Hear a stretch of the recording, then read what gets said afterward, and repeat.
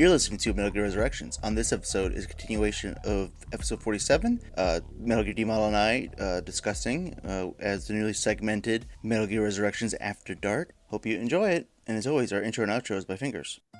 Well, Johnny, where do we stand? Is this still recording that we're going to send out to people? Still recording. All right, that's fine. I don't know, like how I'm pretty sure like it's going to be like Metal Gear Resurrection After Hours. Now we're going to get real wild. It's going to get crazier. I mean, I was drinking like this. Oh, you can't see it because of my green screen. Energy water. Which is just like. I think I've seen that. Yeah. It's like Hint Energy Water, which I'm not sponsored by them, but you know. Once the word energy appears, it's no longer water, Johnny. I know. Why would they call it that? Like, it's just energy drink with other calories. That's all it is. I'm not sure what else to say concerning the news. I mean, unfortunately, like it's all just speculation right now. All we really know for sure, Metal Gear Solid 3 remake. Yep. They're going to. It seems like they're going to use the archival recordings of the actors. The few screenshots we have looks like a 1-to-1 level design. That's perfectly okay. Yeah. I think there was a note from the production team that said they're going to be real faithful to the original design. Yeah. And then we got the Volume 1 collection coming, which is Metal Gear Solid 1, 2, 3. A lot of speculation and rumors out there what Volume 2 will be, but, you know, the very fact that they're calling the Volume 1 collection the Volume 1 collection lets us know there's more on the way. I hope so. So we've got 3 confirmed products on the way at least, and it seems like Konami's ready to tap that cash cow again and see if the Metal Gear fan community has a little bit of a better response than they did with Survive. Which probably won't be in the collection. Oh, no. Unless they really go for it. Unless they're really like the Volume 3 Master Collection, Ground Zero, The Phantom Pain, Survive. No. You won't buy it. For Survive. Sure they will. I mean, yeah, they will, but they won't buy as much. They would. Not as much. You know they would. But they gotta, like, you know, same thing with, like, Portable Ops. Like, you can't play that unless you emulate or on a PSP. I could be wrong, but I think the current rumors right now are Portable Ops is actually going to be on the Volume 2 collection. Yeah, and, like, those acid games. That's exciting because Portable Ops is kind of trapped in time right now. Like, unless you own a PSP and a physical copy of Portable Ops, you aren't playing it. I have no idea what the emulators and ROM situation is online because I don't really do that anymore. Idea. But officially, it's trapped on PSP. Yeah. So unless you've got a dusty one sitting on your shelf the past 20 years, you can't play it unless you go out and find an old vintage used PSP that's in fairly good shape and an old vintage copy of the game that's used and in good shape. Well, like for like Volume 1, you're doing it right. 1, 2, 3. There's the classics right there. But then it gets kind of muddy. It's like, what would you do for Volume 2? Because it's not going to be that clean. Do you do Portable Ops, Metal Gear Solid 4, and Peace Walker?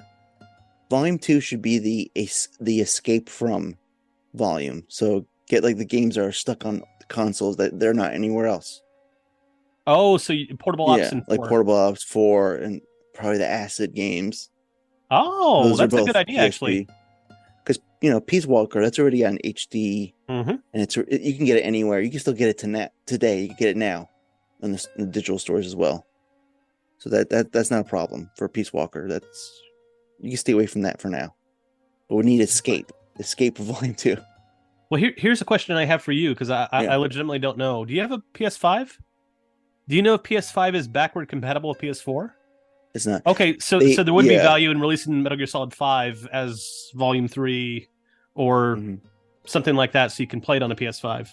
Yeah, because they stopped the backwards compatibility. Like, what 3 was the last one?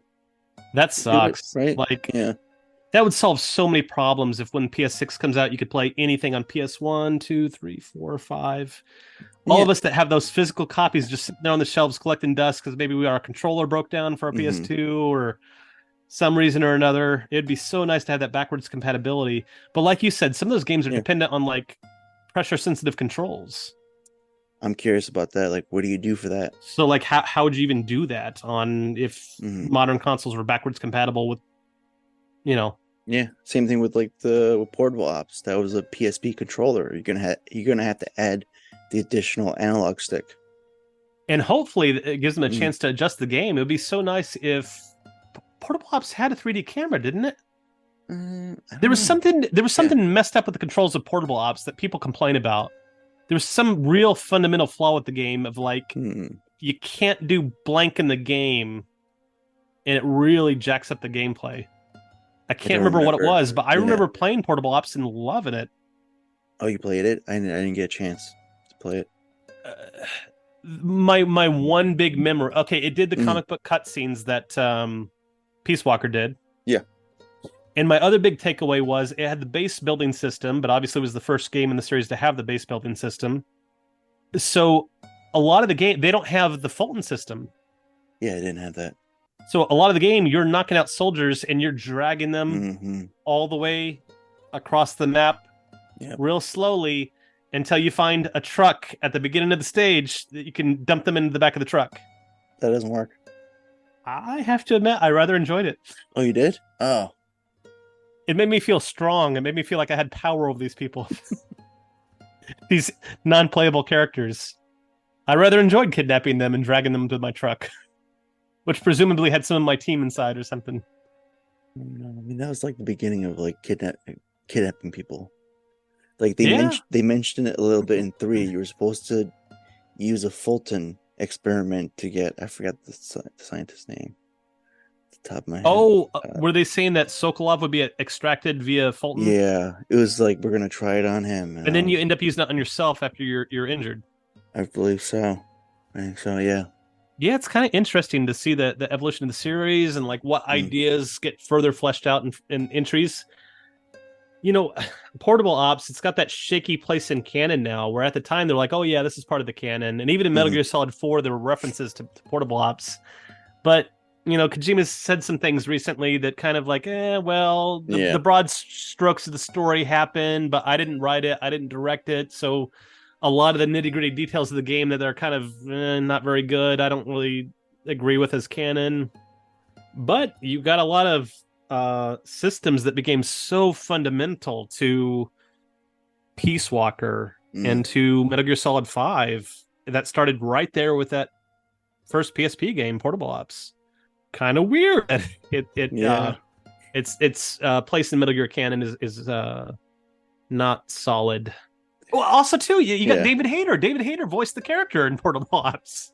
That's right. I remember at the time I was playing it, I'm like, this is fucking awesome. I've got David Hayter voicing Big Boss in a new Naked Snake adventure or Big Boss adventure. Like that was like a breakthrough moment for me that you could do a whole series of Big Boss games, and they did. Because that was the first one after Metal Gear Solid 3, which felt like it could be a one-off. And then they spun it off into a whole series of Big Boss games that I actually think I like better than the Solid Snake games. Yeah, I agree with you on that one. I like basically the Big Boss tales. I mean, I have to admit, the Big Boss games would mean nothing if we didn't have the Solid Snake games. Mm-hmm. You couldn't have just started the series just playing Big Boss. That would mean nothing. No. Because you had to have the Solid Snake games, and they were wonderful, but like, God, it was so cool getting to go back and kind of play the overarching villain of the series and kind of flesh him out and realize, it's kind of a sympathetic character. Don't tell Shane I said that, anybody. Actually, Johnny, just go ahead and cut this whole segment from the episode, will you? Shane doesn't need to hear me say complimentary things about Big Boss. Oh yeah, I'm just happy he built Metal Gear D. That'll be my defense. I was gonna say that the real one did, because if you go canonical, Venom / Punch Snake was responsible for the TX-55. Right? Is that what it was for the first game? Maybe, and there's still a lot up for interpretation. It could simply be that Big Boss did establish Outer Heaven, and maybe just his decoy was in charge of it while he was gone. It's not entirely clear. Because a lot of those people that were at the Outer Heaven incident ended up in Zanzibar land. Kyle Schneider, Dr. Madnar, Gray Fox. How could that have happened if Big Boss's Zanzibar land and Venom Snake's Outer Heaven were just two completely different endeavors? Maybe that's stupid of me to say, because so many of the Metal Gear games, that is the situation where you've got a completely different terrorist faction and you've got reoccurring characters showing up at these different iconic incidents. So, I don't know. It's unfortunately because so much retroactive continuity is played with the continuity of those original MSX games.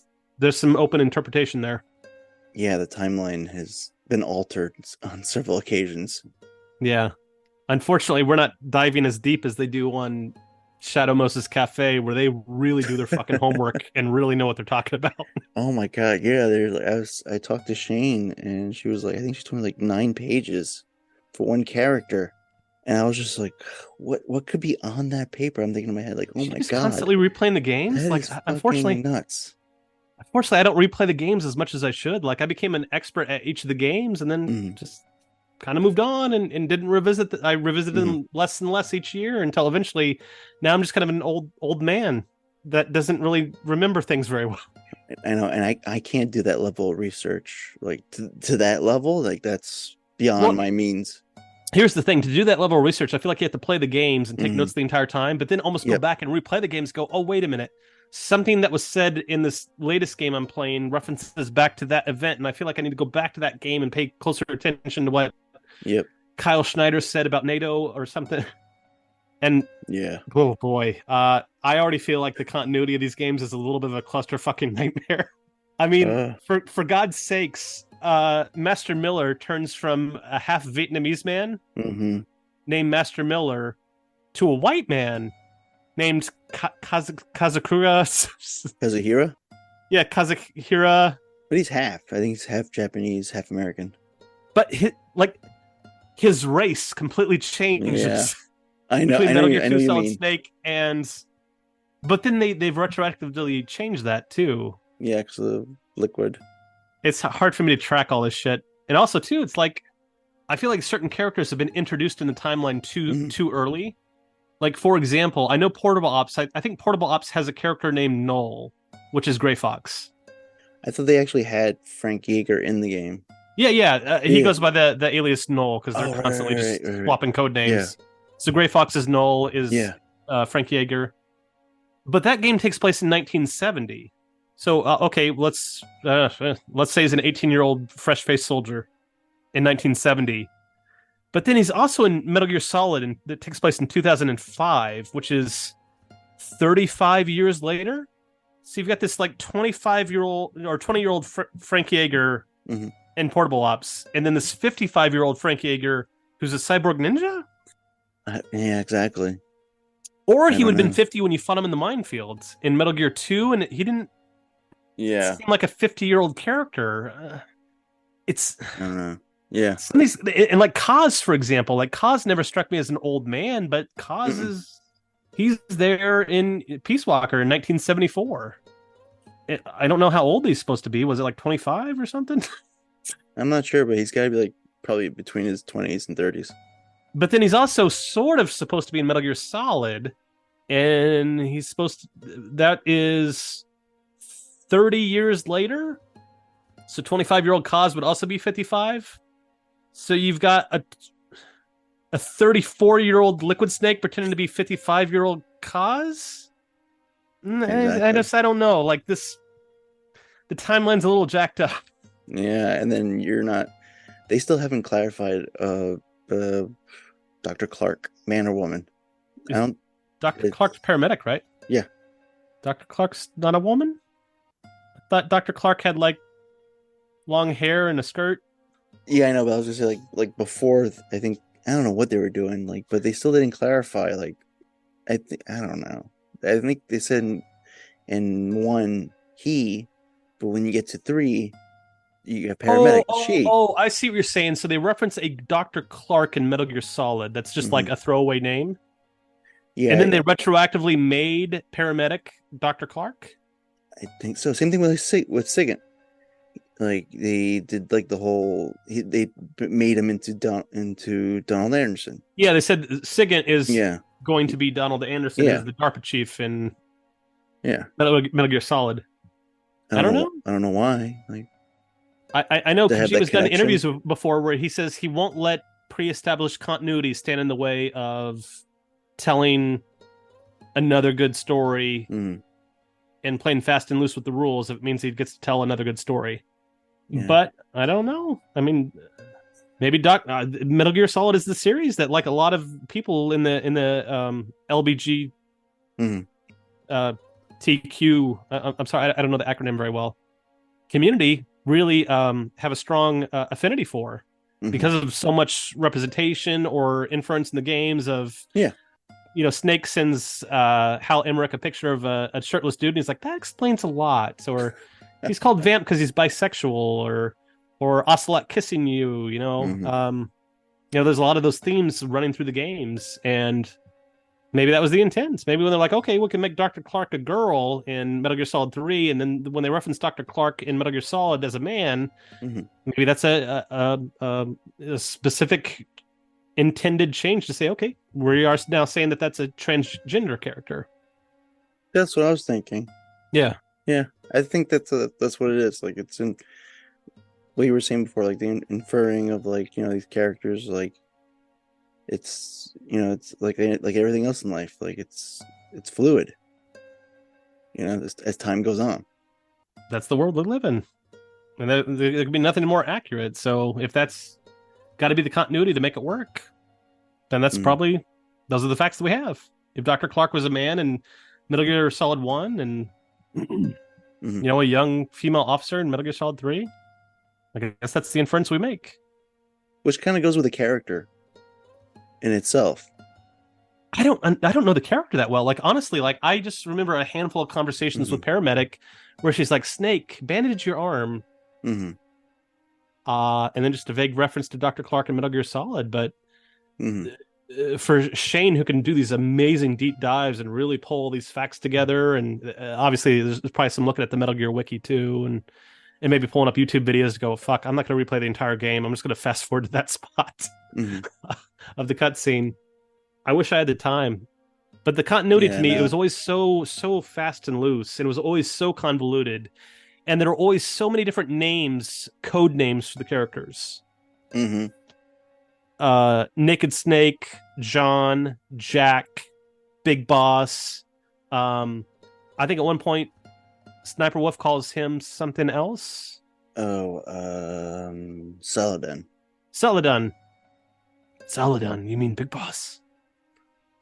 These characters have had so many different names, and the organizations too. Like the Philosophers is the Patriots, right? Yeah, But then it people would are like become, yeah. get nanomachine injections that make it so the name is censored. So whenever you try to say Patriots, you say Lale Lule Lo. Yeah, to take it out. But then there's also the Wise Men's Committee, which I feel like is also the same thing. I think they were part of the philosophers or before the philosophers, or no, they created the philosophers legacy. It's Yeah, I all think so. the wise men predated the You, Patriots. you might be right. And like even then, the Patriots, like I could have sworn they said there were like 12 of them. I think it may have been referring to the Wiseman Committee because they've already been passed Because on. when you get to Metal Gear Solid 4, there's the AIs you need to destroy, like George Washington and Yep. stuff, and there's only 5 of them, Hmm. not 12. And like that's the thing is like I played the games, and I'm like, gosh, like I really feel like they're just fucking making this up as they go and not and Yeah, I they're know. just changing details as they go, and they're giving characters new code names, and I can't fucking keep track of all this shit in my head. I understand it well Hmm. enough that when I play the games, I'm not utterly confused, and that's good enough for me. Exactly. And like with the whole like, remember in the first game, I think Vulcan Raven mentioned something to Solid Snake that he has blood coming from, what was it, the east, inferring that he may have blood that's like over of Asian descent. Oh, he may have. I just remember Yeah. the thing about him being a Eskimo or a shaman Hmm. and getting Yeah. into ear pulling competitions. Yeah, because he mentioned it's like a quick off the cuff comment about Solid Snake, being that like he's not like of someone like full American. And okay, so then if you go to 3, when you're doing the whole escort mission with Eva and you have to heal her, you could see like in her like X-ray form, or the viewer form, that you can see like it'll say like there's areas that there's been cosmetic surgery done. So I would believe, I never once looked closely at that. and she's also like a spy for like for for China, right? So is she who we not believe? Like, is she radically changed, but to fit in to her assignment? Like what cosmetic surgery has been done on her? Oh, let's hell. Maybe she was a man. Seriously. How's that possible? Because then she would give birth to the twins. Oh, right. Yeah, because I'm sorry. she was so in love with Big Boss that like she had to like been there for that project. Right.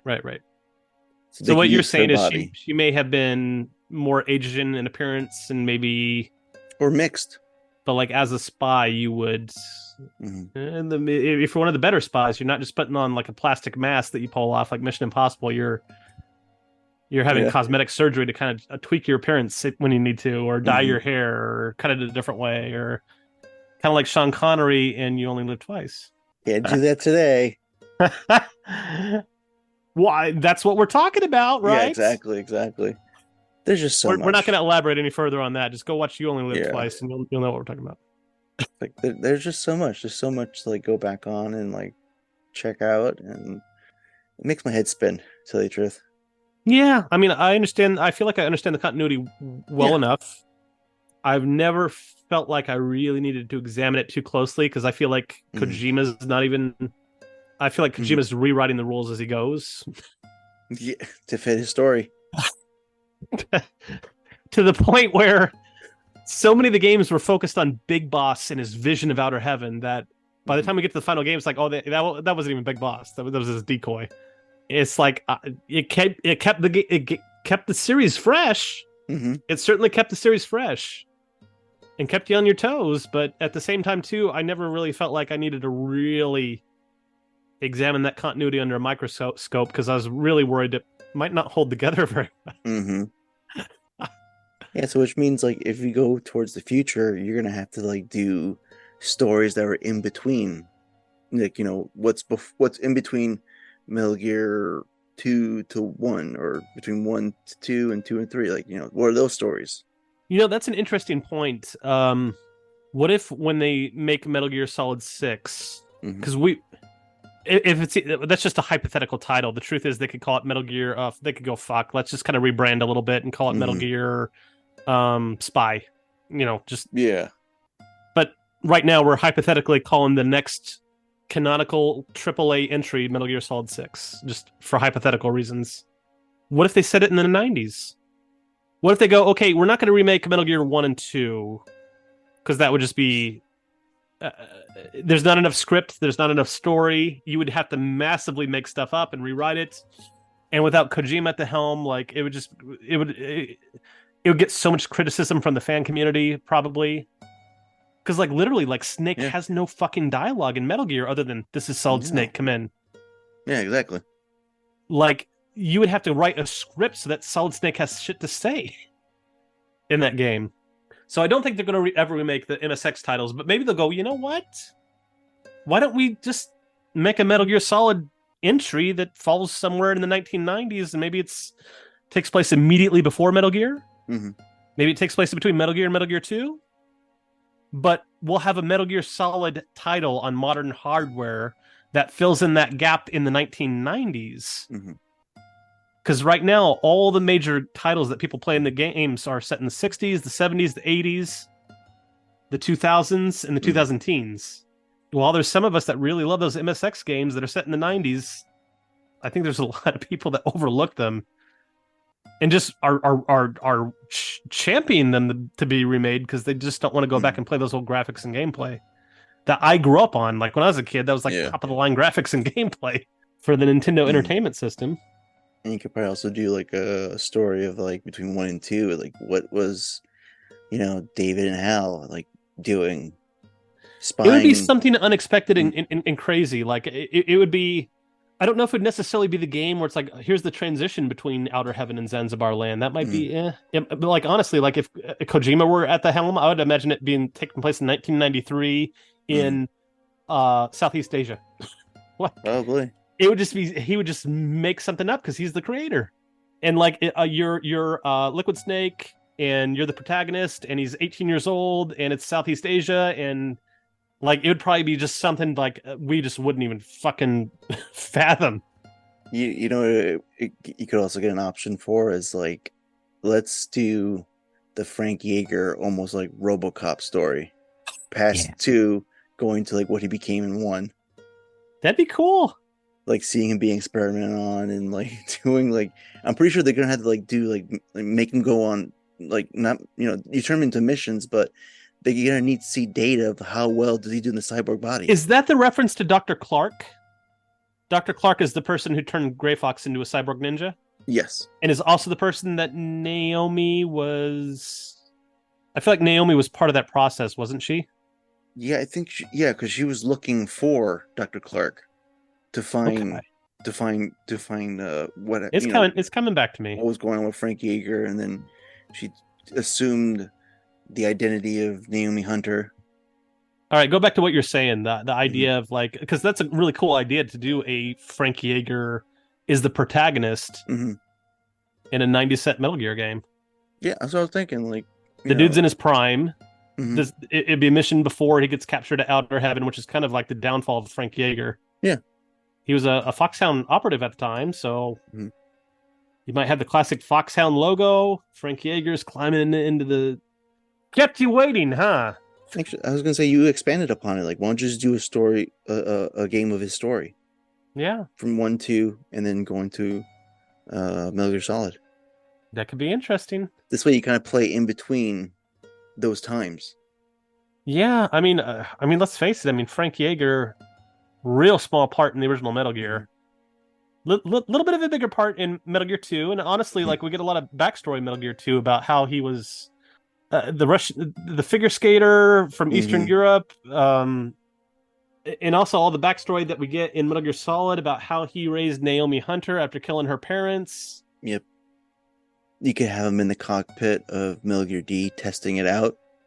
Yeah, his relationship with Big Boss. Mm-hmm. Who knows? Maybe he was there when Big Boss met Sniper Wolf on the battlefield, and I don't know. As fans, that's typically what our brains go to, is the stuff we know. Mm-hmm. Like when they did the Han Solo prequel Star Wars story. Yeah. They just said, okay, we're going to watch the trilogy, and whenever they reference something from Han Solo's past, we're just going to chuck all that crap in a movie. So what do we have? We have the Kessel Run. We have the Millennium Falcon. Mm-hmm. We have Chewbacca. We have Lando. There were references to Jabba the Hutt. Okay, there's your Han Solo movie. That's how a fan thinks. That's not how Kojima would approached it. If Kojima did Solo a Star Wars story, it would just be completely bonkers. He'd be like, I'm not going to show anything that was referenced because this is a dude who lived 36 years before we saw him in the cantina in Star Wars. Mm-hmm. And we only know a small fraction of the stuff about him. So I'm going to make up something, and it's going to be weird and out there. And that's probably what Kojima would do if he was still around for Metal Gear Solid 6. I mean, there's no way we as fans could go, oh, you could fill in this continuity here, you could fill in that continuity there. He would just make new continuity. That creates all kinds of new questions and introduces all kinds of new characters. It wouldn't be something that we could ever predict. And it's almost like that's the ultimate way you could proceed with the franchise, is like not these fan ideas of, well, what if we did like Jack as part of the Cobra unit before Snake Eater? Or what if we show how Raiden turns from a human into a cyborg robot? That's how fans think. That's not how Kojima did it at all. Maybe the one time that happened in the series was Metal Gear Solid 4, which we all were writing in our heads the moment we saw the end of Metal Gear Solid 2. Oh shit, Raiden's going to team up with Snake, and Otacon's going to be there, and maybe Meryl shows up, and the Patriots, we got to figure out what that's all about. And then there's also Sonny, the child of the female Russian soldier who was a cyborg. Like, that was the one time that it felt like we sort of knew what was coming. You got to have Ocelot in there, and Ocelot's got to have the liquid hand, and he's also got to have Rex. That was the one time that I think fans were able to predict what the fuck was coming next. And even then, he went off and did Metal Gear Solid 3 first before telling that story. But then after that, it was like we had no idea Peace Walker was coming. And maybe fans landed upon, well, Metal Gear Solid 5 could be a sequel to Peace Walker, but even then, we weren't even playing Big Boss. We were playing the decoy Big Boss. So it's like we weren't even playing the true sequel to Peace Walker. We were playing like the story that was parallel to Oh Big Boss's yeah. story in the wake of Peace Walker. He was always doing stuff to keep us on our toes. He was always doing the unexpected. He was always taking the story in like wildly new and exciting directions. I think if we were to Yeah. get a Metal Gear Solid 6, the best thing they could possibly do is not try to weave it into the continuity, but go, you know what? Let's try this thing where we just kind of do something crazy. Make new.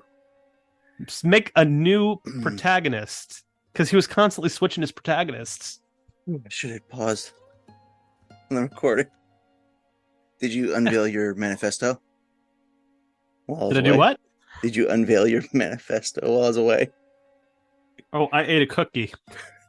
I was just thinking, like, because you were like, oh, he's going to create a whole new continuity. Oh, the thought occurred to me. I'm like, Johnny's gone, and I had the microphone to myself. Maybe I should say something. Yeah, if it would probably like something to mess around. Hey, let's do a retelling of 2. But you know, if I was a more clever person, I totally would have done that. Unfortunately, like, yeah, you know, I'm glad we got together to talk about these announcements, but I mean, this is the first episode you and I have done. It's kind of just a speculative. Yeah. Just make shit up as we go and talk through what could happen or what we'd want to happen. And I hope people are entertained by hearing this. This is going to be the what if episode. Yeah. Marvel, what if? And for the 6th one, instead of having the bad AI colonel, we're going to have the good AI colonel. Because the colonel did it before his deathbed. Maybe. I think we've learned AI. You just can't trust. Can't trust. No. Occasionally you meet a nice one. Johnny 5, Terminator 2. But usually they turn out to be a big asshole. There's just too much up in the air.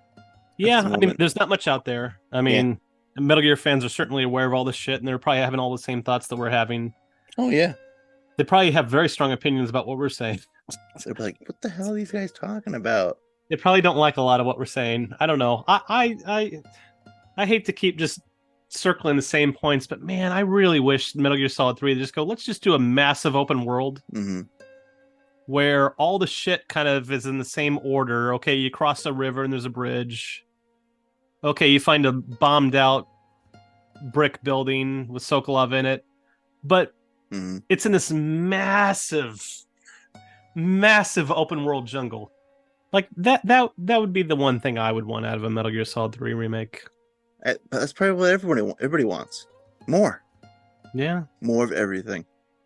It would help create that feeling we got the first time we got Metal Gear Solid 3 back in 2004. And we put it in and we had no idea what to expect. It's like, okay, I see a jungle. How big is this jungle? What happens? How far north do I have to run? How many guards am I going to have to sneak around to get to this bridge that Major Zero is referring to? I didn't know. But now I played the game so many times that I feel like if I get the remake and it's the exact same level design and the guards in the exact same spots, it's going to be a little underwhelming. I mean, you're just going to be like, oh, going through the motions, basically. Just with better resolution and graphics. I mean, I was cool with it back in the day. I mean, when Twin Sticks came out, I was 19 years old, and it's like, oh, cool, we're getting like Metal Gear Solid just with better graphics. This is real cool. And the gameplay mechanics were a little, you know, a little more creative, like Metal Gear Solid 2. I don't know. I'm kind of craving something a little more now. I'm like, okay, you actually have the hardware to do a living, breathing jungle, and I'm just feel like you're going to give me the same, like, here's a path that splits in 2 and then connects right back to itself before the end of this little area. Yeah, I was gonna say with that, you know, background and landscape, it's gotta be somewhat vibrant. Like, I hope it's not cookie cutter where it's just like everything looks the same. Nothing's difference in contrast. They could do some real stuff. I wish they had an idea board and they're like, okay, if we were going to bring new features to this remake, what some of us are Metal Gear fans in the room, like, what would you want to see in a Metal Gear Solid 3 remake? I hope they leave that door open for themselves. What the heck? Are they going to get bad reviews because they expand the level design a little bit? It might get bad reviews for adding a third thing. Like, you know, go like, what was that noise? Whose footprints are these? The third thing might be, whose shadow is that? I don't know what the answer is. The truth is like, how well can you execute these ideas? I don't I know don't much. know. Yeah, I don't know much about the development team to say like they can totally get everything that we want because I don't know much about them as well. I wish I'd played Resident Evil 2, the remake, because Hmm. I'd played the original version 100 times before. I just kind of Hmm. never revisited it. Over, gosh, oh God, it's probably been 20, 22 years ago. Hmm. Last time I really truly revisited it, but I'd played it dozens of times. Like I really loved it, but then like just kind of moved on with my life. Um, I wish I'd played Resident Evil 2 because the truth is, like Lenny said, it's okay. Hmm. Level design is pretty much the same. A few differences, but it's basically the Resident Evil 2 you remember, where you fight your way to the police station and then you make your way through this police station that has some weird puzzles in it, and then you go down into a parking garage and in the jail cells, and then you make your way through the sewers into the Umbrella Lab, and then the next thing you know, you're on a monorail, leaving the city as fast as possible as it blows up in a nuclear explosion. I'm cool with you preserving the story that of the original game. I mean, it is a remake after all. But hell, why not have a little bit of a bigger police station? Why not have a little bit bigger of an Umbrella Lab to explore? Why not make the sewers a huge fucking maze of sewers? Like, Hmm. I don't know. Use the hardware and the opportunity to make the game a little bigger, a little better. Yeah, I don't. What are the capabilities of the PS5? I don't even know. I mean, it's got to be like. I just feel like if you did the graphics in 4K Hmm. and you did the level design 1-to-1, the exact same size as it was in the PS2, I feel like you're wasting disk space. And What? I was gonna say similar to not similar, Keep but the same. story the same, keep the dialogue the same. Mhm. Keep the layout of events the same. But gosh, like you could have an entire open world jungle that leads to the warehouse, and then you could have a giant open world jungle where you eventually have to fight the fear that leads to Granny Gorky's lab. And then you have to make your way all the way back through that open world jungle, fighting the fear, to get to the warehouse again. Mhm. And then you exit through a different door that time, getting the key card, and then another open world, cave system and bogs and marshes as you make your way through the part of the game where you have to fight the end and climb the staircase in the mountains. And you can just I really don't see any harm in changing the level design. Like, why are we preserving this old level design for the remake? Same thing with the dogs. How far would they chase you? I think that's a cool idea too. Is like, Hmm. And sniff you out. police officers. There was at least in movies, there was a time where they'd use dogs to find escaped convicts and stuff, Hmm. and supposedly tracking them for miles and miles and miles on foot. And the escaped convict is like making his way through rivers and stuff to throw his scent off. Like, that'd be some cool fucking gameplay mechanics. Yeah. Like, don't be afraid to incorporate some cool stuff like that. I feel like some of those gameplay mechanics, you wouldn't even need to record new dialogue. You could just do them. And then whenever you get to the next radio conversation, there's no reason why it can't just be the original radio conversation from the PS2 game. With just some neat...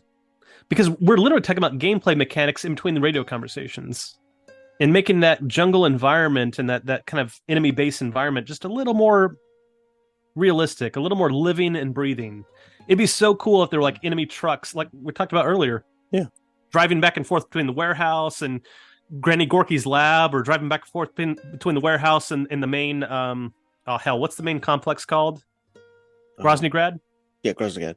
Yeah, just and like if you blew up those supply trucks, or you could ride in the supply trucks, or you could blow them up. And maybe if you blow them up, maybe the characters in Groznygrad are starving and hungry, and their tummies are growling, and they're more irritable. The gameplay mechanic that's already in the game, but like applied over this open world environment to a greater degree. I don't know. I think that'd be pretty fucking badass. The original game was clearly trying to create that sense where it's like, okay, at one point you pass a really small outpost that has a helicopter, and if you blow up that helicopter, it's not flying around on the side of the mountain. What I'm talking about, like take those gameplay mechanics and kind of expand them on a bigger scale, because that's clearly what Kojima was trying to convey with the game. But then there were the limitations of the PS2 hardware, so it's like, okay, so you're making a remake on PS5. I bet the graphics will look great. You'll probably make some adjustments to the gameplay because there's a modern expectation with gameplay, but I think there's also a modern expectation with how big the level design is. I mean, that bridge is pretty close to your starting points. Oh, and the little brick building that Sokolov is in is just right past the bridge. It's just right there. And there's a swamp just right behind that little brick building. Yeah, and I would say like with all these like kind of a small PS2 level design at the time that was like a big deal. Level designs, that was a pretty good level design for that much story and content. It's been 20 years. And how are you going to incorporate fast travel like you did with the Phantom Pain? It was like the boxes, and you get like the cargo like invoice slips. Yeah, absolutely. Like, why couldn't you do that? Like, yeah, add enemy trucks just sitting there, and it's like you climb into the back of them with a box and add that gameplay mechanic that goes back all the way to the original Metal Gear right there in Metal Gear Solid 3. We're like, okay, you can't just take trucks to cheat your way over part of the game. Yeah. But you can use them to backtrack quickly as you go to Gorky's lab and you find the box that has the slip that says send back to the warehouse or something along those lines. Yeah, and they gotta like let you like somewhat like assemble your own weaponry because you're supposed to like procure everything on site. Like, what if there's not much of a weapon? What if you want to like make something sharp enough to kill an animal, but not like that's not gonna bother with a person? It's gotta be That's an interesting idea too. Yeah. Like, why can't you just pick up a big fucking stick and like hit a soldier over the head with it? Like, yeah. Listening to the Kojima frequency, like Nitro brought up some good points about the archival footage, or maybe it wasn't Nitro. I always tend to attribute him to some of these conversations. They were talking about how, and Apache said this too. He said, look, like the real vintage guns that they used in the game that you do have to pay some licensing fees to use. There are straight up conversations in the game where Snake is just going ballistic over this gun that's been customized that Eva gives him. It's like, okay, hopefully that's still in the Master Collection, but that was dialogue that was recorded for Metal Gear Solid 3. Is that dialogue going to be in the remake as well? Is Konami going to pay the fees to use that real handgun and use that dialogue for surrounding that real handgun in the game? I'm as a fan, I'm just curious about these questions. Or are they going to bring a David Hayter back in and say, hey, we needed to say a different handgun name. We're going to make up a fake handgun. Call it a let's make up some name for it. All I can think about is like the past weaponry they had on the game. Like I was just like, how about an M9? But I'm pretty sure that was already named. Yeah, it's like, how far does that go to? Like, did they have to pay licensing fees to use the Davy Crockett in the game, which is a real thing? Or is that a real thing that's so bonkers that there's no licensing fees surrounding it? Maybe that could be it too. Are we going to get Calorie Mates? Excellent question. We haven't had that in a while. Calorie Mate seems so iconic. That's a real thing? Yeah, it's a real thing. Calorie Mate, yeah. It's not a thing that was just created as a tie into the game? It's actually something that existed before it? It's a real product, yeah. I had no idea. Yeah, I have like a couple of boxes in my house. No idea. That seems like something that was like so inherent to the fabric of Metal Gear Solid 3. I can't imagine it without that Calorie Mate. I mean, we haven't had it in a while because it wasn't in 5. Yeah, you're right. Yeah. He just healed, right? There was no ration. Yeah, you're right. In 5, you got shot, and then your screen got more red and blotchy, like gunshot wounds or whatever. And if you just ran away, your screen would kind of clear up, and I don't think there was much concern about removing bullets from your legs or something like that. Because they were like, we've done that gameplay mechanic before. What else can we do? What's something new that we can bring to the game? Which is a smart thing too. It probably would have been boring in Metal Gear Solid 5 if you could hold up soldiers and steal their dog tags if that gameplay mechanic was still hanging around. It's like, you know what? Do new gameplay mechanics that are just as silly and quirky. Yeah, like the chicken hat. Yeah. Or my favorite gameplay mechanic where you just like hold them at knife point and pump them for information. Yeah, that's... I love that one. I was going to say, with like, Naked Snake, he knows Russian. He can actually interrogate them and get information. Oh, does he know Russian? Yeah, because then... that's right, because Venom Snake was a medic and didn't know Russian, and you had to find a Russian soldier to be able to interrogate. Yeah, I was going to say Big Boss knew multiple languages. Oh, so that's kind of clever. That might have been a little clue that you weren't who you thought you were in 5.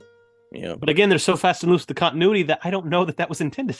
I mean, it was made to like, here's the legend. This man is also part like to make those crazy stories you heard. That guy did it right over there. Honestly, I'm not sure what else to say. We just have so little information that we could just talk ourselves in circles, talking about what we'd like to see or what we think they'll do. Yeah, It looks like they're playing it pretty safe.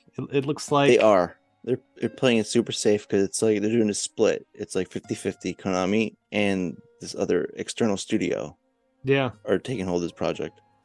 Hell, I would just geek out if there was like the original game design.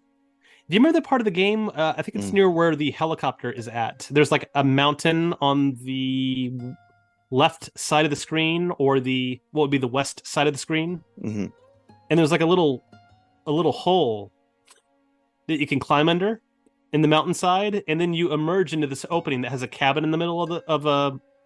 Do you remember that?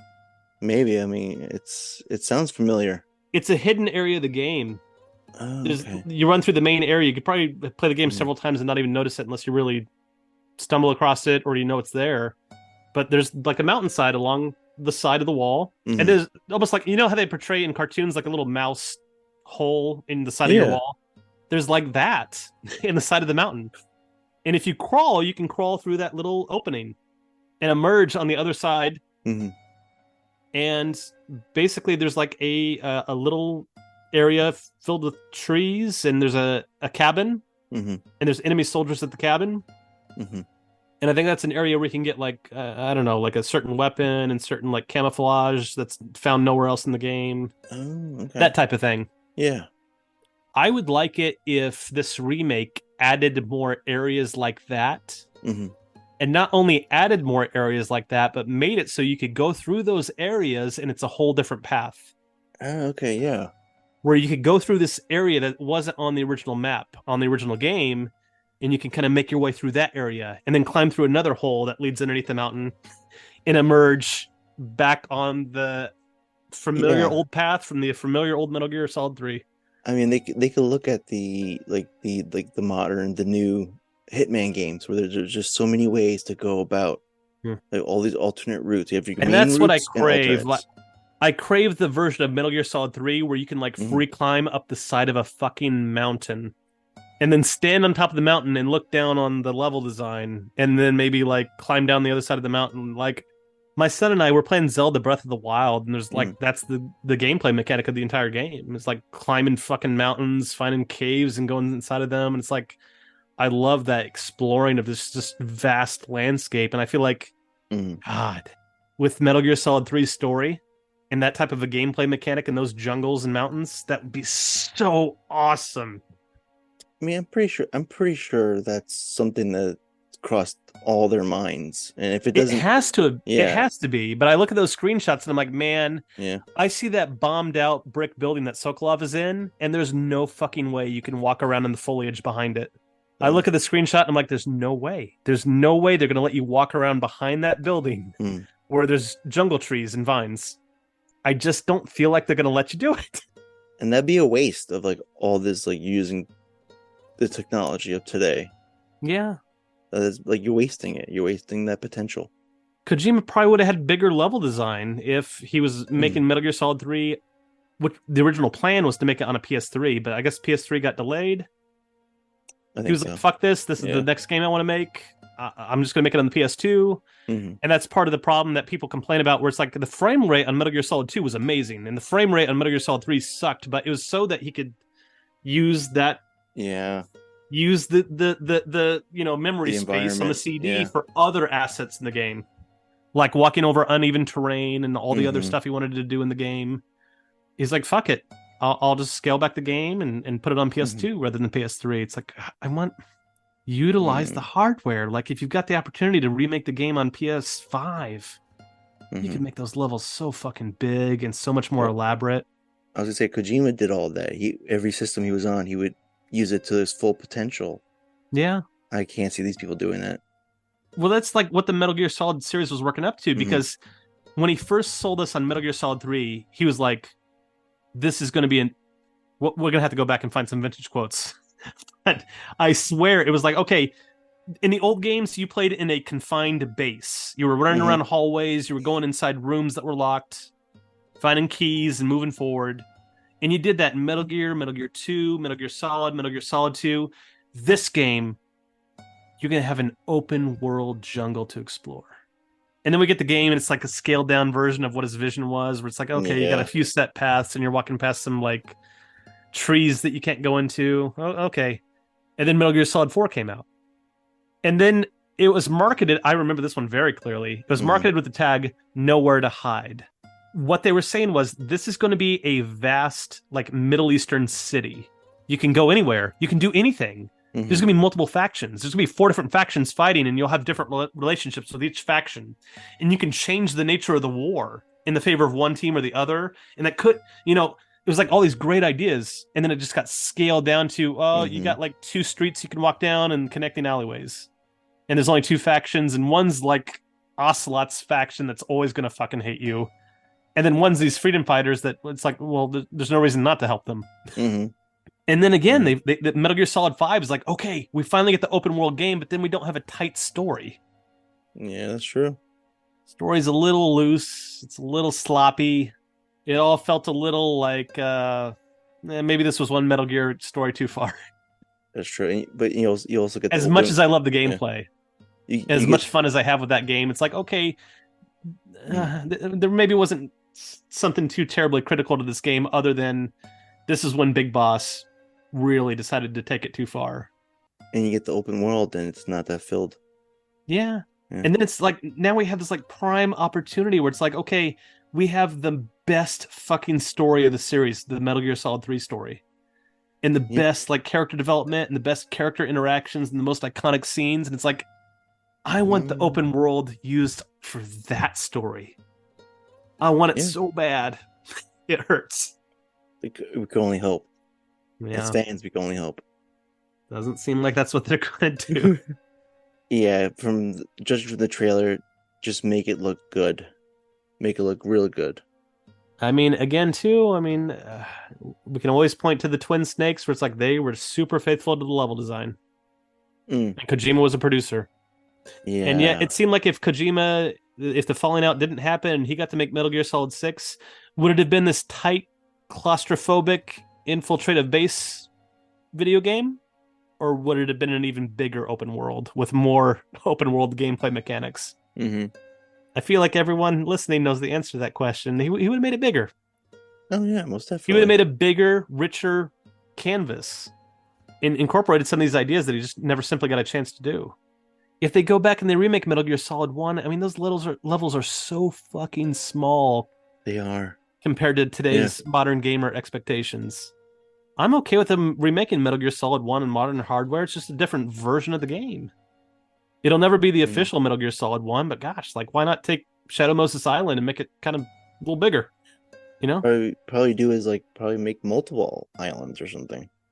Yeah, hell, you could make it multiple islands where it's like, okay, the weapon depot facilities here, and the testing facility where Rex is over there on that island. Like, you could really, you could play with the mechanics of it, and you could make it. Oh shit! Like, how do you get to that other island without fucking freezing to death?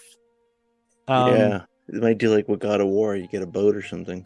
Yeah, maybe you have to find like an inflatable raft with a motor on it, or maybe you have to find more scuba equipment, and your nano machines keep you warm, or maybe you take stow away aboard a helicopters that are flying back and forth between the 2 islands. Like, that's a cool idea. Yeah. Is the level layout really that iconic? Yeah, it is, but it's like the original game is always going to be there with that original level design. Why not flesh it out and like have this sprawling area to explore with that amazing Metal Gear Solid 1 story on Shadow Moses Islands or something? You could do that. You could do it's like mainland island kind of thing. Yeah. Just seems like an opportunity is being missed. Big Shell, I don't know what the hell you do. Would you just add more octagon structures to the... Or there were hexagons? Yeah, hexagons. Probably, or like within the hexagons, like even more levels in it. Yeah, I don't know. That's what you can do. You can stack levels upon them. Yeah, you can say, okay, let's add a second floor and a third floor and a fifth floor to each of the hexagons that has new plot points. I mean, hell, why not bring in some of the deleted villain ideas? I mean, you probably couldn't do their original idea for Old Boy because that idea was kind of taken and drafted over into Metal Gear Solid 3. But to me, the boss unit in 2 always seemed a little too small. Did it ever seem too small to you? It did. It does because in Metal Gear Solid, you had 6 villains. You had Decoy Octopus, Vulcan Raven, Sniper Wolf, Liquid Snake, Revolver Ocelot, and Liquid and Ocelot are in charge. And then you got Sniper Wolf, Vulcan Raven, Decoy Octopus, and Psycho Mantis. Oh, right. So there's your 6. And then there's also like, well, Gray Fox is in there as kind of a free agent who kind of kicks your butt around too. But then in Metal Gear Solid 2, it's like it was such a smaller group of bosses. Yeah, because you fight Solidus, Fortune, Vamp, and Fat Man. Yeah. You don't. I mean, yeah, Ocelot's walking around, but you never really fight him. Yeah, he's not part of Dead Cell. He's like on his own thing. I guess you have a fight with Olga on the ship, but it never really felt like Olga. She was a boss. It just felt like there were less bosses in 2, and that's what I loved about 3 was that you had sort of the collaborators. You had the boss, you had Volgan, you had Eva, you had Ocelot. And then aside from them, the boss also had her Cobra unit. Where you had the pain, the in, the fury, the sorrow, the fear. It was like, man, that's a fucking good roster of bosses. That's awesome. So a remake of 2, if Nitroid's listening right now, I bet he's just fucking seething right now. Oh, man. Don't mess with the masterpiece. And he's probably right. Who knows? Maybe there's not a good answer. Maybe don't add bosses to the game, but it wouldn't suck to expand the level design so there's multiple ways to get to point A to point B. Yeah, that's true. Oh shit, I can take the elevator up to floor 5, then take the stairwell back down to floor 1, and that'll lead to the new strut. I don't know what I'd do with Metal Gear Solid 2. It's such a contained game. But I could easily see them expanding Shadow Moses Island or the setting of Metal Gear Solid 3 in Siberia. Those would be very easy to expand, in my opinion.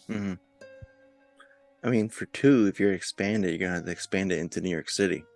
The whole point of it was like you're gonna be at the plant. I mean, you could even just make the struts bigger. Yeah. You could just add more detail. Like when you swim up in the moon pool, you could just make that moon pool room bigger. Maybe you could have 2 hallways that lead to the elevator rather than just one. Like you can always expand the level design to just make it more interesting. Like I think that's what I want out of a Metal Gear Solid game. Like I want that experience that you had when you first watched Die Hard, or when you just watched Die Hard in general.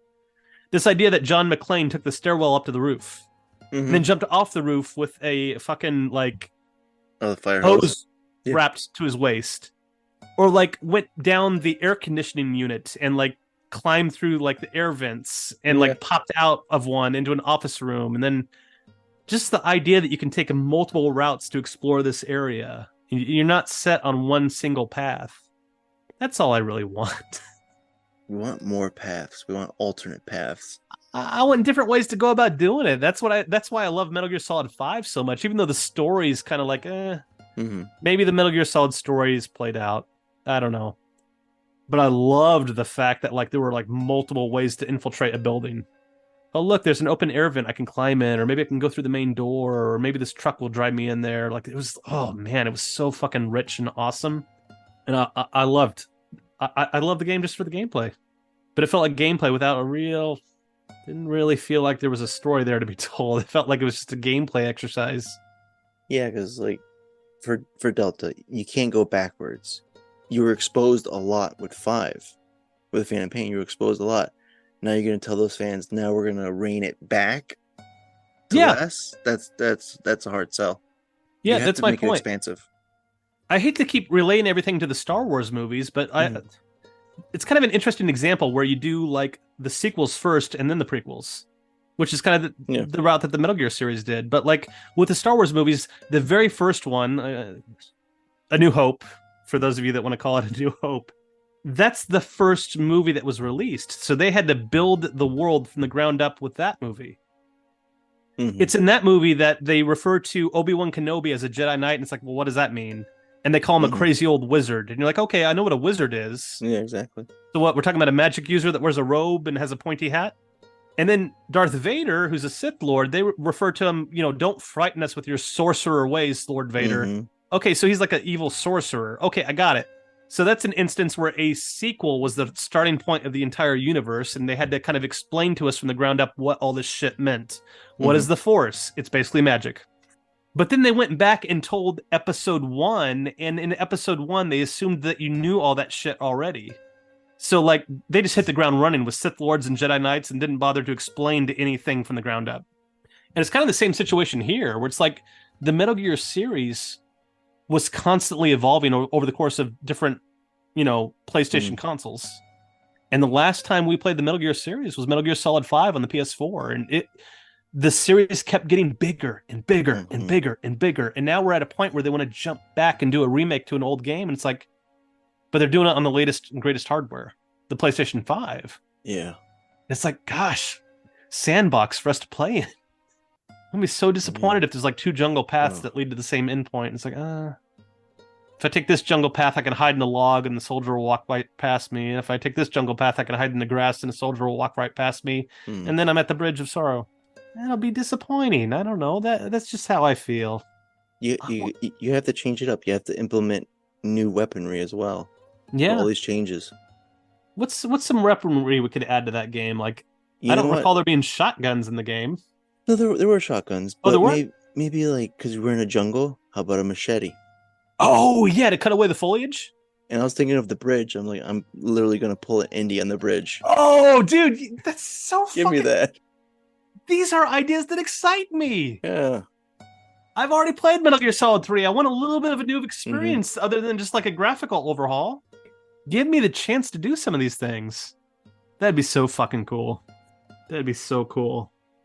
And also, I'm thinking like, if we're going to face somebody like the Fear who is going to lay traps out for you, can you also do traps yourself for the enemy?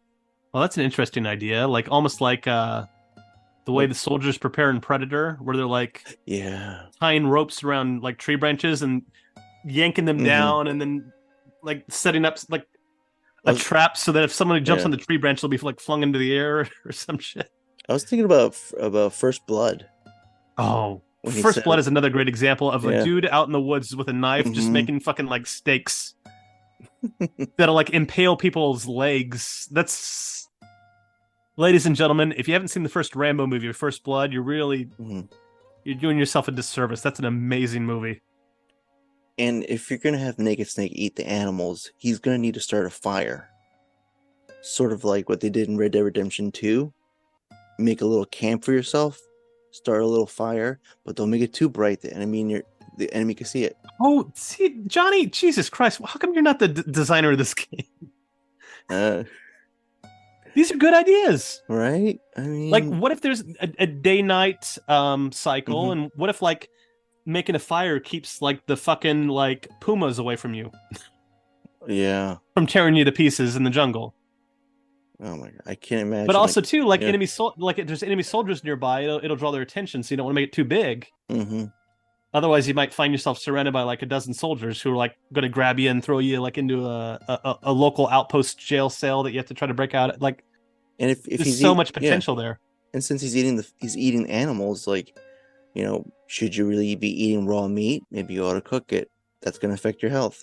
Well, that's already a mechanic in the gameplay. Like, if you have food for long enough, doesn't it kind of spoil? And if you eat it, it kind of makes you sick. It does, yeah. So yeah, like, just elaborate on those gameplay mechanics of like, well, you can start a fire and cook the snake. Exactly. Yeah. You can skewer the snake on a sharpened tree branch and like hold it over the fire. And he actually does that in the. I was saying Peace Walker, right? No. He does that with Eva when they're underneath the waterfall. But he does it like in a like, what do you call it? A cinematic cutscene. That's not part of the gameplay mechanics, but like that's the point though. Is like, look at the game and like look at things that happen in cinematic cutscenes and go, okay, what if that was like a gameplay mechanic too? Because that's part of the fabric of this environment that they're creating. You could also do like, let's kill some time. Snake's gonna make a fishing pole and fish. That excites me for some reason. He needs to eat fish. Well, at least like make it like a spear and like harpoon fish in Harpoon it. shallow waters, Oh, right. You can make that into a little mini game.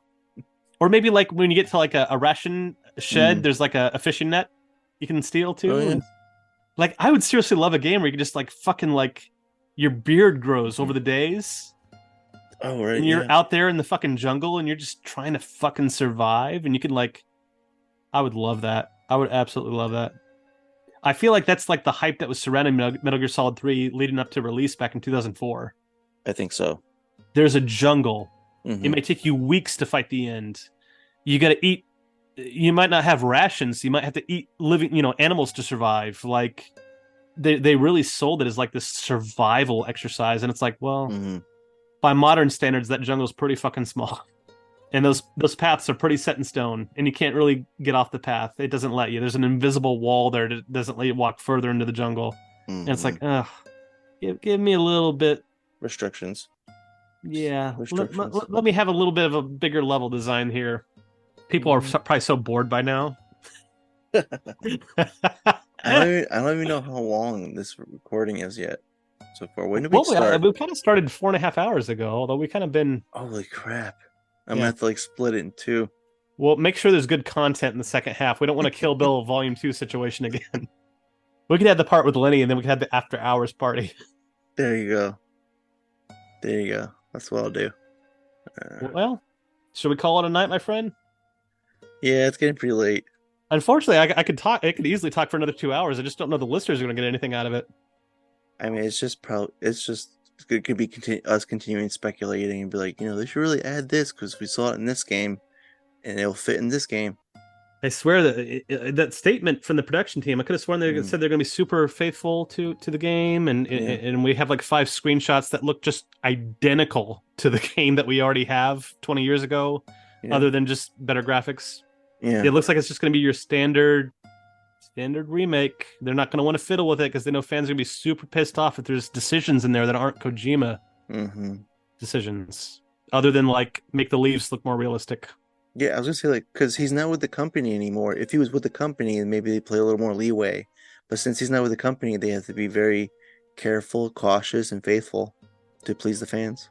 And like Capcom, I'm sure other companies have done this model too, but like Capcom really just seems to be like, we're gonna put out a remake once a year, once every 2 years, and then we're also gonna slip in the occasional new entry to the series. There, we're also just making incredible profits off old entries you love with it just remade without as much it's got to be cheaper to do a remake than it has to be like to create a game from scratch where you're like, well, what are the gameplay mechanics? Let's experiment with different things.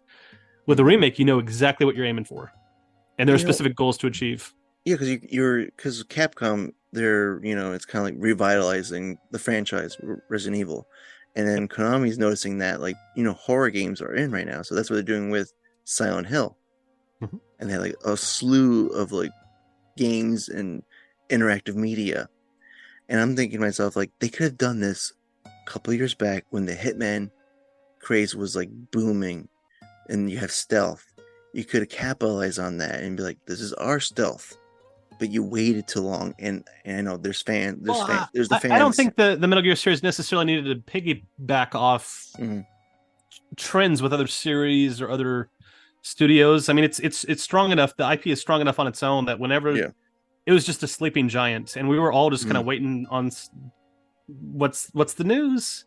Yeah, and I'm happy with it. The idea that they're porting the old games over to modern hardware, and the idea too that they're like, okay, well, maybe we don't just invest a whole bunch of money into a Metal Gear Solid 6 development. Maybe we'll test the waters with AAA remakes and see how the audience responds before we go, yeah, we feel confident that they like us again.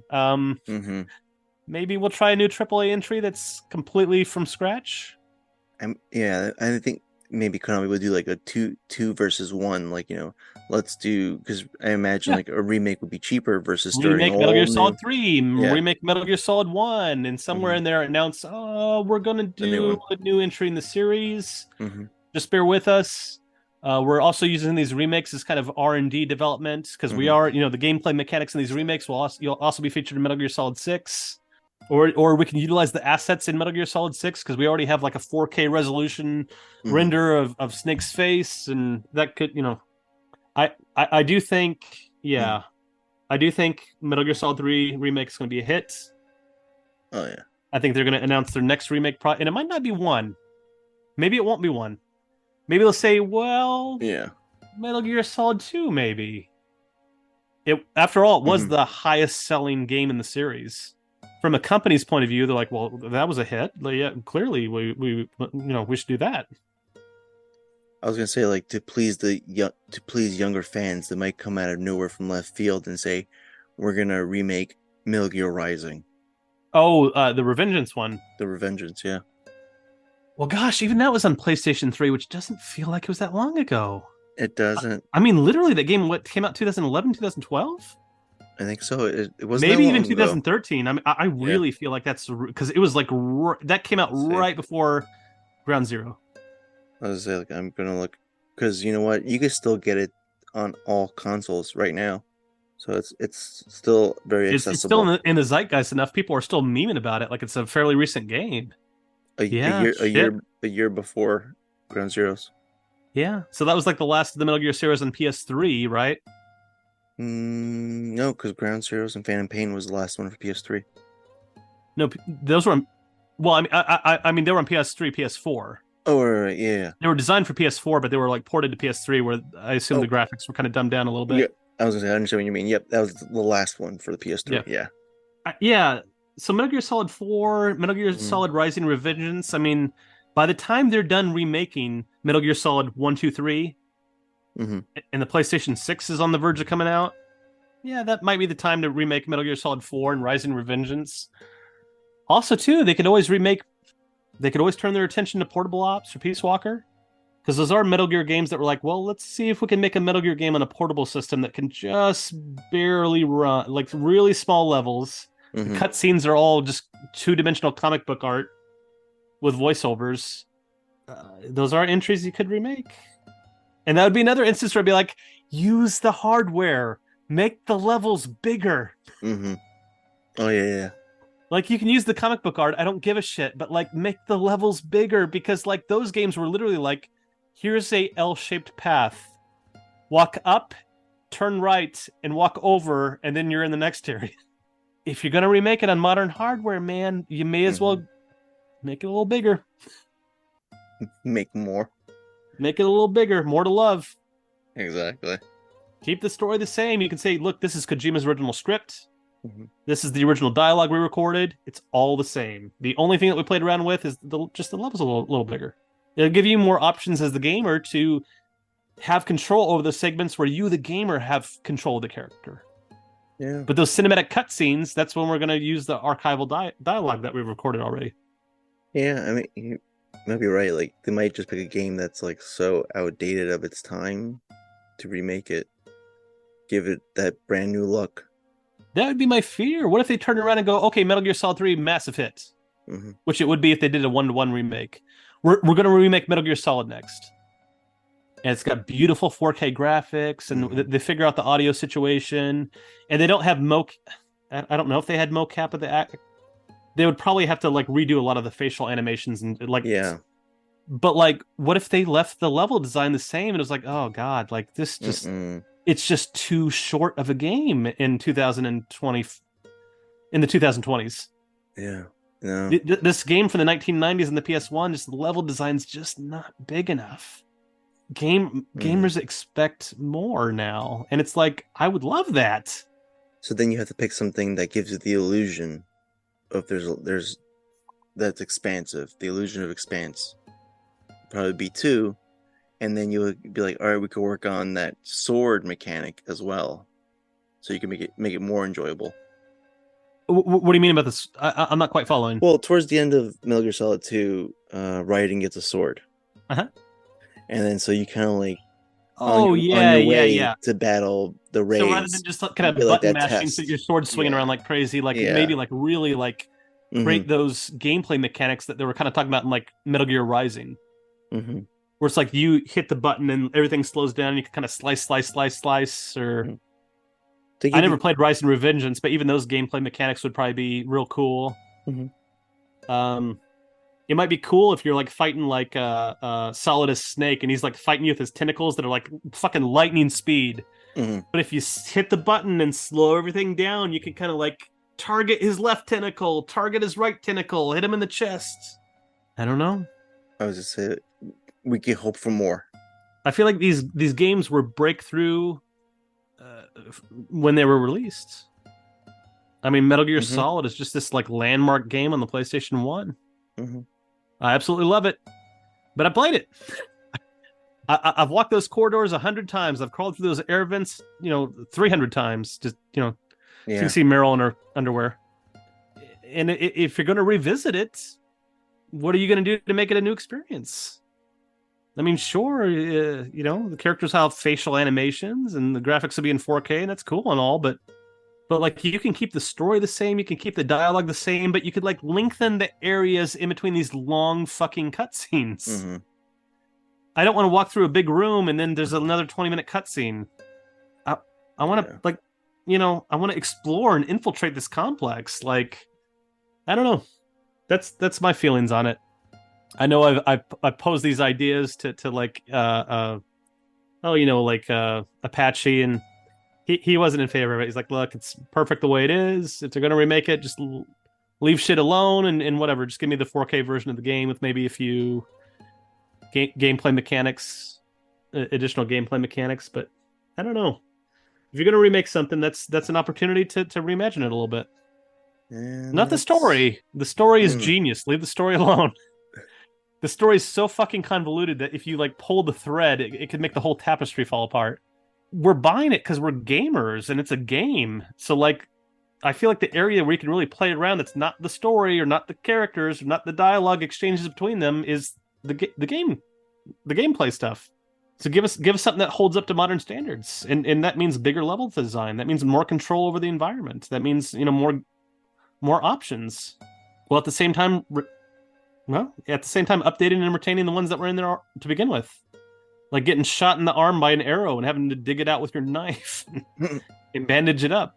That's how I feel. I think it'd be wonderful. There was such an overwhelming response from the fans where they're like, make the levels bigger. Oh, yeah.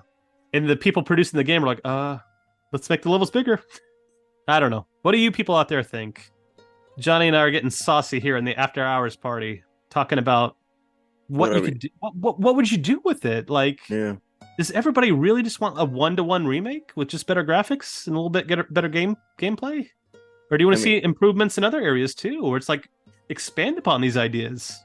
I mean, I was gonna say, like, it's not to make me sound like, it's gonna be 1-for-1. It's gonna be boring. I'm gonna enjoy it still. I'm gonna enjoy it still. Yeah. I enjoy playing the original Metal Gear, and I'm one of those people that does enjoy playing the Twin Snakes. Nothing wrong with it, I feel. I would gladly play the original Metal Gear Solid 3 and in this Metal Gear Solid Delta remake. I more than anything, I just feel like it'd be a missed opportunity. Exactly, and I don't want that to happen. Don't miss it. We're already getting the Master Collection Volume 1. We're going to be playing the shit out of it for months and months and months, and then they're going to release Metal Gear Solid 3, and it's like, well, okay, I've been... It's got to be different then. I've been walking back and forth on this level design for months and months and months leading up to your remake. What's supposed to get me excited about your remake other than shinier graphics? Yeah, because then you're just going to have people doing like side-by-side comparison, like, oh, look how this new one is, versus the original. It's like, we're pretty much getting the same thing. I feel like shinier graphics are just little tiny tweaks. Just, I don't know. I would like a little something more out of it. The game, it has a jungle setting, and the jungle is this vast, dense area, and the PS2 game is just these kind of like set paths that you have to follow. Doesn't give you a lot of wiggle room to really go nuts with it. We probably repeated the same statement about 500 times. Well, I was going to say, for my take, yes, we're in the jungle. So for Delta, you have to make it expansive, but you also have to make it where you have all types of enemies against you. So that's the part you have to make it very claustrophobic. is that you have enemy soldiers and you have Yeah. animals that are going to kill you. I love it. Like I would love it if there was a day-night schedule. I'd love it if soldiers like Metal Gear Solid 5 were like in enemy towers. Not only would there be an electric fence, it'd be fucking towers with guards stationed in it with machine guns and spotlights. Whether you're coming through the area at daytime or nighttime, you can have a day-night schedule, which probably means you might need to adjust the script a little bit because the script is one of those scripts was like Snake. You have 18 hours to get in and out. So that doesn't really allow for day-night schedules other than the one that's predetermined in the script. So maybe the day-night schedule is not possible, but I sure would like the opportunity to for the gameplay to feel different every time I play through it, which it does for Metal Gear Solid 5. And I was gonna say for Delta, it's gonna look pretty neat. Is those soldiers that have like those hovercraft vehicles? Yeah, I would love to see that. Like, let me see how that looks now. That'd be so cool. It'd be so cool if like you're in the jungle and like they're flying over the trees. Yeah. It's like, how good is the visibility? Can they see me? So many cool fucking things that you could do. Like it's the possibilities are exciting, and And can one of them land so you can, trank them and take their vehicle? That's a cool idea too. That could be another way to get across the Bridge of Sorrow if you don't actually take the bridge or something. Those were the gameplay mechanics I loved of 5, where you could like steal a Jeep from a soldier or steal a truck from a soldier, and you just felt like I could do anything. And I would hate to just for this game to feel like it's dragging the series gameplay mechanics back to the PS2 era. And you don't want to do that. In 5, I'd like strap C4 to the front of a truck that I stole and like drive it as fast as I could at a group of soldiers and like bail out and like run it into them and just explode it. Like there were so many different fun combinations of things I could do. Jump into the back of a truck, take a ride, plant some C4, jump off the back of the truck while it's still driving off, watch it go off in the distance and just click the detonator. Just all kinds of wonderful things. And also, like, hiding bodies. You can hide bodies in a jungle. Maybe the gators would eat a dead soldier. Oh yeah, you could feed enemy bodies to gators.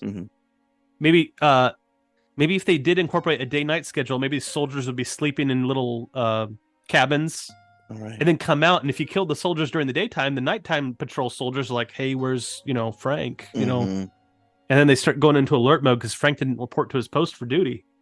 Yep. And they're looking around, and you want to hide bodies, so you fucking feed them to gators, or like strap, like the Predator, you're hiding them up in trees with fucking rope, and they also gotta let you take the enemy's uniform, because the whole point is like you're taking like you have all these camouflage. Go back to that. When's the last time you wore an enemy's uniform? That reminds me of Crocodile Dundee 2. Do you remember the end of Crocodile Dundee 2? 2? No, I don't remember. Oh god, it's so good. You need to watch it. Anyway, in Crocodile Dundee 2, a Colombian drug lord is chasing, I can't remember her name, Crocodile Dundee's girlfriend's ex-boyfriend, who took some snapshots of them drug dealing, and they're trying to get those snapshots, and he delivers them to her by mail or something. So anyway, these drug lords are trying to kill Crocodile Dundee and his girlfriend. So they leave New York, where they left off in the first movie, and they go back to Australia, where he feels like he can protect her and hide her from these drug lords. Well, the drug lords chase them to Australia. And the whole movie culminates to where Crocodile Dundee's taking out these drug lords one at a time. And then finally, he gets up to the main bad guy. He's like this Ricky Ricardo looking guy. He's got like this silky black shirt and his white pants on or whatever. And at the end of the movie, the bad guy's wandering around with a pistol and like the outback. And Crocodile Dundee sneaks up on him and puts a knife to his throat. Now, keep in mind, there's other bad guys out there that he still needs to deal with. Crocodile Dundee, like his response to him with a knife to the main bad guy's throat is, and then like he's got this weird look on his face, and then it cuts away to like some of the other surviving bad guys and them looking around for Crocodile Dundee, and then suddenly they see like the main bad guy, or what appears to be the main bad guy, their boss, their leader, pushing around Crocodile Dundee with a gun. So they come out and they're like, "Hey, you got him!" That's what I'm talking about, man. Yeah.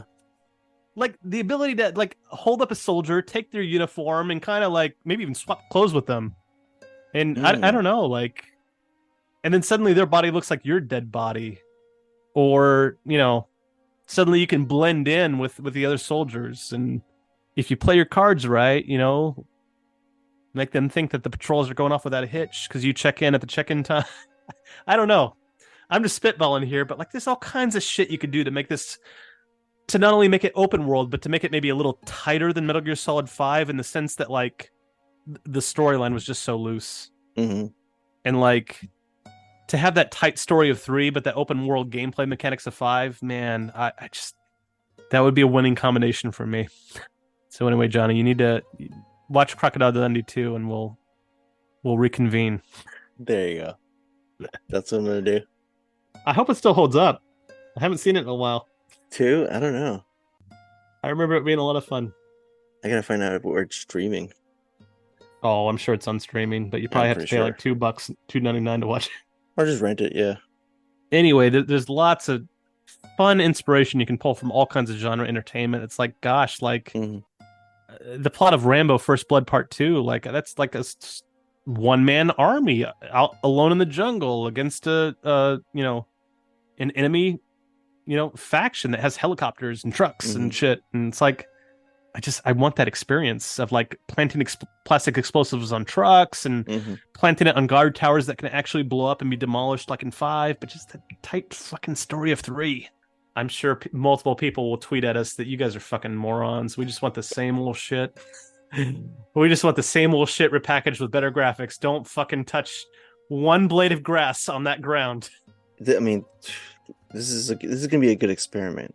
What is this gonna look like without Kojima? And that's why I think they won't take chances. Yeah, exactly. I think they're going to go, we're going to play super safe. We're going to do what Resident Evil 2 did. We're going to give them a solid remake. Very little changes. Very little tweaks. It'll be a huge hit just because the story's so popular. The characters are so popular. The dialogue's so iconic. The level design. We're just not going to fix what ain't broken. Make a ton of money and then decide what game to remake next. And make a ton of money off of. And that's okay. It's property. They're a company. They have every right to do this. And I have no problem with it. As a consumer, I'm excited. I will buy 3 no matter what and play it. This is the event that's going to force me to buy PS5. Possibly me too. I don't know. Yeah. We'll see. I only bought a PS4 for Metal Gear Solid 5. I only bought a PS3 for Metal Gear Solid. PS2, I was still kind of a gamer, and I bought lots of games on the PS2. But I got a PS2 for Metal Gear Solid 2. Yeah, I think those days are over. Where remember, Metal Gear Solid felt like it was so exclusive to Sony, and I think for Konami to make sure they get all their money, it's got to be on multiple platforms. Yeah, well, it makes you wonder, like, why was it ever exclusive to Sony? I mean, the Xbox controller is a very similar layout. It's got the 4 circular buttons. It's got the 2 or 4 triggers on the top. And some of them did port to Xbox. I mean, Metal Gear Solid 2 was on Xbox. I don't know what else, to be honest. I think they also got the Legacy Collection, didn't they? Because some people have... Xbox got the HD Collection. But, like, the point we're making is that when the games were initially released, they were PlayStation exclusives. Yeah. Rather than being on all the system, Buy it on Xbox or PlayStation or Nintendo June 1st. Which is kind of good. So, because like if the Master Collections are also going to be multiple platforms, including the remake, then you can take, if it's going to be on Steam, you could probably play it on the Steam Deck, and then these games will be portable on the go. Yeah, that would be awesome. Be absolutely awesome. I mean, I for one, I'm looking forward to like these releases catching the attention of new potential fans and people joining the Metal Gear community and going, I never knew about these games, and I saw these re-releases or in the remake, and they're awesome, and people joining the fold and bringing their own unique personalities and unique fan skill sets to the community, and like oh that's Raspberry. It's almost a minor miracle that she emerged in the last year or two, with the fact the second and third game have been so elusive the past year or two. Oh right, yeah. Unless you hop on eBay, I guess you can hop on eBay and buy a used copy for like $25. It's probably beat up and got stickers all over it that say, GameStop and discount prices listed on them. Yeah. And I was gonna say, with these new ones, I kind of hope that there'll be like some midnight releases. I haven't done that in a long time. Exactly. The last time I did that was for the Phantom Pain. I kind of like that. Even when the Phantom Pain came out, even though I would have like I didn't have kids yet, although my wife and I were engaged at the time. I'd reached a point in my life where I just wasn't a gamer anymore, and I'm like, oh fuck it. Like if it's not in stock for the first 2 weeks, I'm fine with that. Yeah. Whatever. That's just where I was. I love gaming, and I have so much fun when I play games, and like I've been really bonding with my son lately over like Legend of Zelda: Breath of the Wild and Link's Awakening. Like it's been really fun, like sharing these game experiences with him, where he's mostly playing, and I kind of help him out with the hard parts. So I'm kind of getting back into gaming, but the truth is, as a dad, as a father, as a working man, I don't have time to really just get home from school or get home from work and go, fuck, I'm going to network with my friends all night long. Exactly. And order a pizza. That's just, those years are long gone for me. I can only do that every once in a while for something special. And for me, it's the Metal Gear series. That's the ones I pick, yeah. Maybe if Dino Crisis gets a remake, I'd do it for Dino Crisis. I don't know if that's. I bought the Resident Evil games, but they're just sitting there. I haven't bothered opening them. Part of the reason is that my PlayStation 4 isn't working, having technical issues. I probably need to. Can you still take that stuff into like Best Buy or GameStop and have them fix it for you? Probably not them. Like you probably have to bring it to like some kind of like secondhand place that does. Well, I need to get that done. It got to the point where it kept breaking like every month and a half. Oh my god! I don't use it for anything other than playing Blu-rays and playing Metal Gear Solid 5. It's gotta be something internal then. Like it was the type of thing where the way I was fixing it is I had to get a thumb drive and go to the PlayStation website and then set the memory stick on a certain mode and download this one patch. Plug it into my PlayStation, and it would run through this routine, and it'd seem fixed, and then another fucking 7 weeks later, the same fucking thing would happen again. So it needs like update patches? I don't know. I just feel like it's really, really busted, and I barely fucking used it. So I used it to play one video game and to watch my Blu-rays. Like, I don't overuse it, and it's not like I... Did you buy it when it was first released? Like one of the first ones? It might be one of the first models, but like I can assure you, like I did not... I bought it years after the PlayStation 4 was available. Oh, so it's not like one of the early day one versions that would be all buggy and stuff. Like I bought Metal Gear Solid 5 originally on the PS3 and played it through beginning to end on the PS3.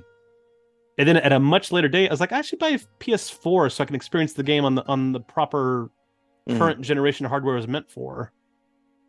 So like I bought a PS4 at a much later date and then rebought the Phantom Pain collection probably a year or two after it came out. Oh, okay. And I barely use my PS4 and it's super buggy now. Wow. And that's been one of the hurdles of me not really getting into gaming right now. Other than I haven't had much time, but I've been trying to replay Metal Gear Solid 2 on PS3 so that you and I can talk about it like we'd planned to at a certain point, but just kind of life got in the way. Yeah, I know. Don't worry. Yeah. We'll get there. I keep doing that thing where I keep replaying the tanker level to get better and better and better and seeing less and less and less before I really commit to just going through the game. And I'm getting there. I got to the part where like you have to get to like you run past the engine room and there's that little locker room that has the picture of the boy and the girl holding hands. Yeah. And there's like that little hallway that leads to the door that has like 4 tripwires of C4. I was like, where the fuck are all the remote controls for this thing? I couldn't find all 3 of them. And I kept blowing up. I'm like, where the fuck is the 3rd one? Oh, you had to jump on top of a generator, and then you could see over a little shelf that had a little green blinky light that you had to shoot out. It took... I'm rusty. I'm super rusty. Apparently, I'm running low on time now. Yeah. No one's coming out here for me, so that, yeah, it's getting late. All right, buddy. Well, we better wrap this up. I'm running on fumes. This has probably been an incoherent mess for the last 5 hours. I hope you people enjoyed. But this one is going to be Metal Gear Resurrections After Dark. Yeah. That's what this one's going to be. We're going to create a whole new sub genre of Metal Gear Resurrection episodes that people just don't want to listen to.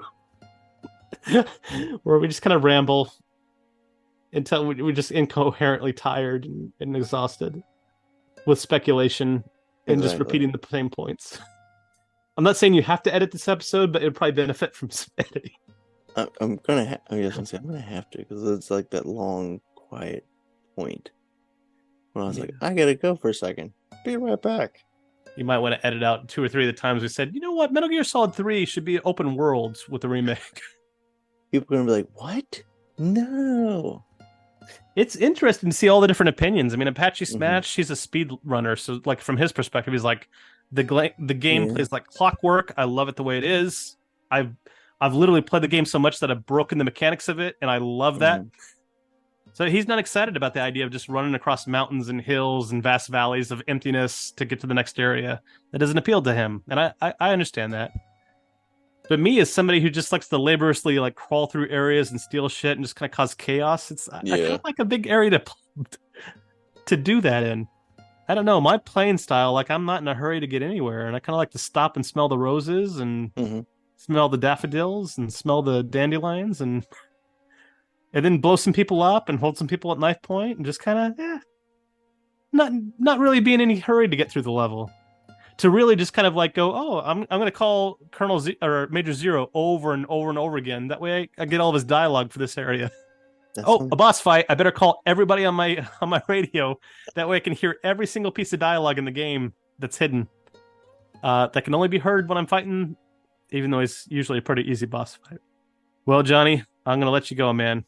All right. 1 a.m. here. I know it's 2 there. It is. Metal Gear Resurrection After Hours. I hope you guys enjoyed our new segment. This is just like, we're in the green room. Johnny's wearing a smoking jacket. He's got a pipe. I'm just in my boxers. I got a bandana tied around my... Actually, it's just my necktie. I have a necktie tied around my head. There's a little booze involved. I was going to say, there's been a lot of booze for me on my end. Johnny, it's been fun, man. Yeah, you too, Clint. Man, it's been a while since we last connected, and it's been great. Yeah, it feels like we just started. It's been 5 hours already. Holy shit. We're just having fun talking. There's probably not much substance or value to what I've been talking about. We literally have 5 screenshots and an announcement trailer with a guy that sort of looks like Snake with mud on his face.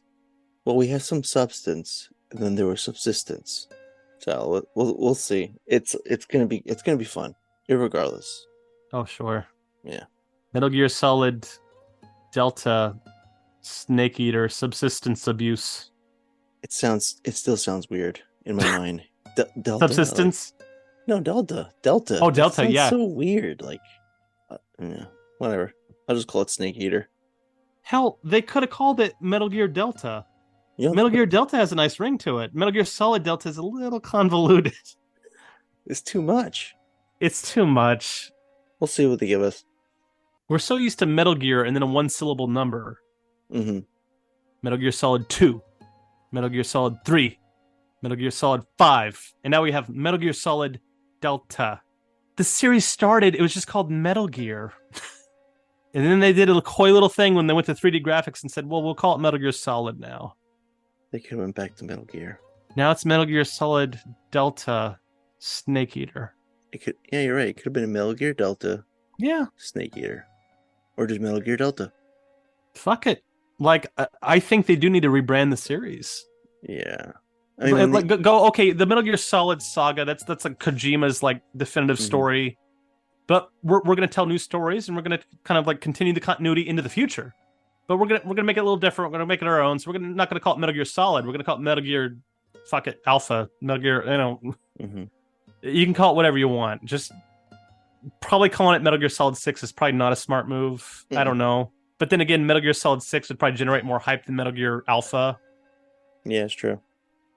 So they just you painted yourself into a corner now. Now you have to come up with what you're gonna put after Metal Gear Solid something. I really think they're going to drop the Delta. I think when we get the first official trailer, it'll say Metal Gear Solid, and then in green Delta, and then the Delta will fade away, and then a green 3 will appear. Maybe. That'd be that, guys. That's the best way to save face. Just just say, oh yeah, the Delta was just an attention grabby thing. Whatever. Yeah. It doesn't.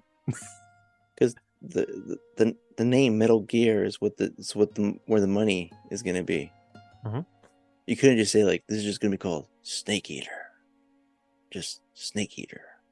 You could. I mean, because you would know what it is. Like, oh yeah, I definitely know what that is.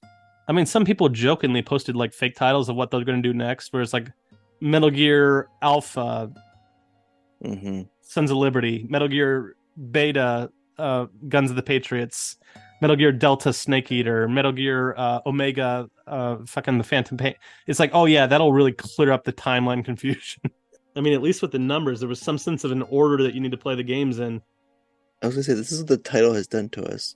Us rubbing our heads. It's causing a headache already. It's fine. It's just kind of stupid, is all. Because they, you know what? Like, I think even Nitrate said it. They try to be like a Kojima and try to be smart with the title. Oh yeah, I think Shane was the first one I saw who's like, oh god, they're really they're trying to market it in a way that they think Kojima will market it. When he did the whole Koi thing, when he announced Metal Gear Solid 5 Ground Zeroes, but then there was this other announcement trailer that was like The Phantom Pain by Moby Dick Productions. Oh, right, yeah. And they were like acting like there was this whole separate game from this whole separate studio, and it's like, I don't even get why he did that. Because at a certain point, they just came claiming like, oh yeah, it's the second half of the game. To be smart and tricky. And to be fair, at that point in my life, I was barely paying attention to the marketing of these games. It's just like, when's the fucking release date? You got my money. I didn't pay attention to marketing, and I imagine with this one, the marketing is going to be very, very low. I think the next thing we'll probably see is probably like, they'll call this the teaser. And then the next thing will be trailer number 1, and we'll probably see a whole bunch of like cutscenes and gameplay footage. And hopefully the Delta will be gone. But they really leaned into it with that concept trailer.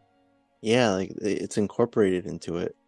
Like they flew through like trees in a swamp that the roots look like the Delta logo before seeing Snake, and then the camera pans up, and then the tree branches emerging into the sky in sunlight looks like a Delta logo, and then they actually draw a green Delta logo, and then the title appears, Metal Gear Solid Delta. The more we talk about emphasizing on Delta, it just makes me think about the airline company. It makes me think of Star Trek. The Starfleet logo is a very fans really call it like the Delta. It's a very Delta shape. I didn't even think about that. Yeah, so I see the Delta shape. I'm like, oh, I'm sorry, guys. Star Trek got that like centuries ago. Like, you can't appropriate the Delta. No. You gotta. This is the Metal Gear series. It's all about nuclear war. Why didn't you go for the Omega, which looks like a fucking mushroom cloud? I hear Omega, I instantly think Doomsday Bomb. Metal Gear Solid Omega Snake. I don't know. Yeah, especially this is the beginning. This is not the beginning of it all. Hell, the game even opens with a fucking mushroom cloud. Is this the only game in the series that has a mushroom cloud? And they went with Metal Gear Solid Delta. They could have gone with Omega, which I think also means big. Let's see. Something is Omega. It's big. It's large. That could be like, we're going open world with it, guys. It's Metal Gear Solid Omega. Snake Eater. Yeah, you could have called it Omega, because that would be referring to the beginning. Because Alpha refers to the end. Omega means the beginning. No, Alpha's the beginning. Sorry, Omega's the end. That's what I thought. I thought Alpha was the beginning. I thought Omega was the ending. Sorry, like I'm reading it as I'm talking. Yeah, it's like, Alpha and Omega, first and last. Could have called it Alpha. Yeah, you could have called it Alpha. Metal Gear Alpha, MGA. Hell, Alpha's an even Delta-shaped thing. You could have zoomed through those tree roots and had a big fucking A. I don't get it. I don't know. This pretentious idea that, well, Delta represents, if you look up Webster's dictionary definition of Delta, it means to remake but not change too much. Yeah, they mentioned that, like, it was like not to change the structure or something like that. It's like, how many sources did you have to thumb through to figure out that title? I just want to know whose decision was that? Like, we're gonna do Delta. I don't know. I mean, the community was kind of like, oh, what? The fourth like letter. The one thing that was like, you don't need to do that. So the fourth letter, it'd be talk about the first.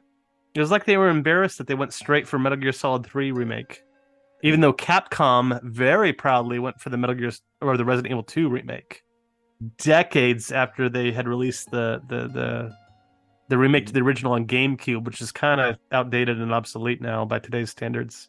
There's probably a whole bunch of gamers that just scoffed at me. They're like, "You fucking asshole." I have every system that ever existed in the best games, and they're all hooked up to a CRT TV in my man cave. That's a big problem with video games for me, is I feel like the hardware to play them on just becomes outdated. And that's the thing. Like, it's a scatter shot. Okay, so maybe one or two of those meanings applies to the game, but what about the other 7 meanings for Delta? When I think of Delta, I think like a delta at the end of a river. That's also one of them too. But to me, that would represent, okay, you're going to call it Metal Gear Solid Delta Snake Eater. That would mean going from one path to multiple paths, which would mean opening the game world up. Yeah. That's what a river delta does, is a river flows to the coast, and then it kind of turns into a delta where multiple different streams shoot off from the river and connect to like a bigger water source, like a lake or an ocean. And you have all these kind of islands that split the river up into multiple smaller streams. That's your delta. Which would mean multiple paths that you could take. I'm getting a lot of that, looking up the meaning of delta. Yeah, that's what I think of when I hear delta. That's the only reason I would ever use the word delta. So I don't know what they're alluding to. It's fine. It's fine. I mean, I guess that's your way of differentiating it from the original game, other than just saying Metal Gear Solid 3 Remake. Perfectly okay, too. Nobody ever had a problem with that when they did it for the Resident Evil game. Yeah, and I think it's just the dissolvement of relationship between the company and the creative is what plays a factor into it. Yeah. Why we're not for you could just call it Metal Gear Solid 3 Remake. Yeah. Why not? Or just, like you said, like, Resident Evil 2 doesn't say Resident Evil 2 Remake, just says Resident Evil 2. Well, they had the cute little thing where the R can be in red and the E can be in red, and the RE sort of means remake. So that was kind of a cute little thing that they did that you can't really do to the Metal Gear Solid title. I mean, I guess you got Snake Eater, but Eater is like ER and rather than RE. I'm overthinking it already. Unless you're doing like what's it called, an anagram? Where you scramble the letters? Scramble the letters. You could get a remake out of it. There's no M in there, right? Out of the whole thing. No, there is an M there. Yeah. Out of the whole thing, like the whole title, like Metal Gear Solid 3, Snake Eater, switch it all around, and you get remake in there. Yeah, you're right. The rest is. I mean, you could have just called it anything, but like you just Delta. I don't know. I guess that's an attention grabby way to probably grab metrics, because that's probably what it is. Because let's say you called it Metal Gear Solid 3, right? Well, people are going to be tweeting about the old Metal Gear Solid 3, and they're going to be Google searching for the old Metal Gear Solid 3. So how do you know that they're Google searching for the remake? Now, granted, you could pull Twitter data or Google search data for Metal Gear Solid 3 Remake as a phrase, or you could make it even more specific than that and say Delta. How many tweets said Metal Gear Delta? How many Google searches said Metal Gear Delta? It might be just to pull that analytical data to see what the interest is, to differentiate it from the other project, which is the Volume 1 collection, which has Metal Gear Solid 3 on it. I don't know. All I know is that, like, I want to say, like, since like 6 o'clock, Metal Gear has been trending on Twitter. I saw that. I couldn't even figure out the reason why. It was just like, Metal Gear does that.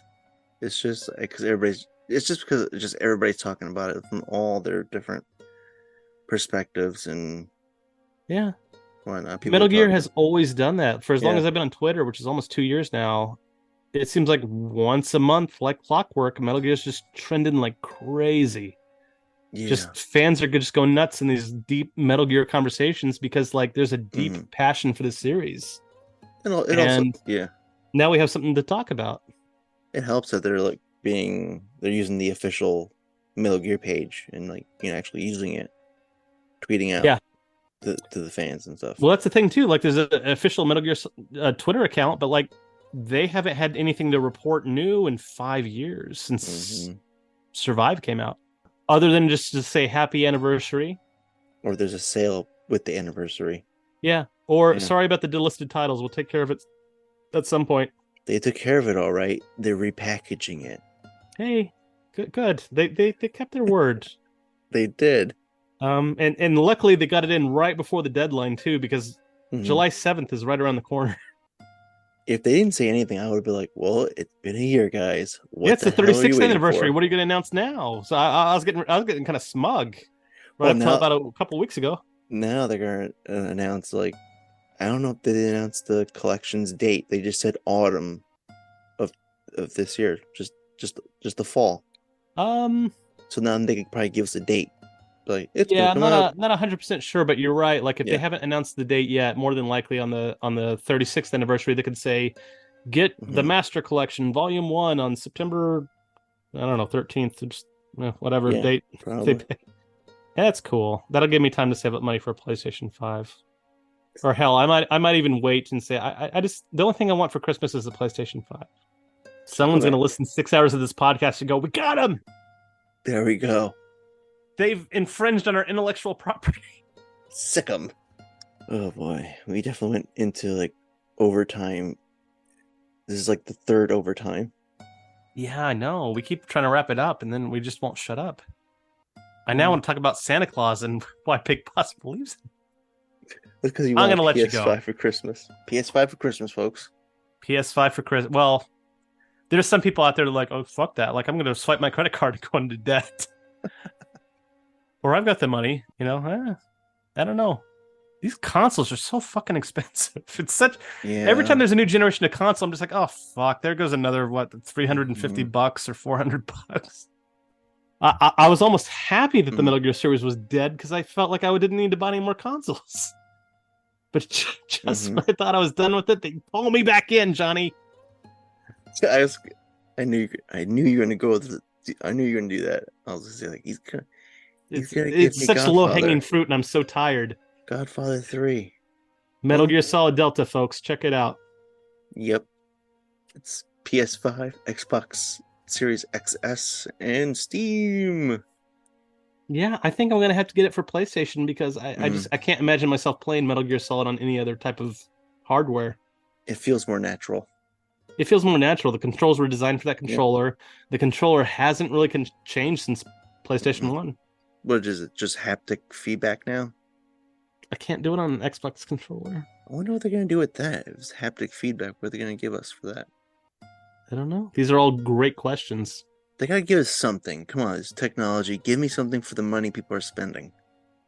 Check it out. Metal Gear Solid Delta. Snake Eater. Delta Force? Metal Gear Solid Delta Force?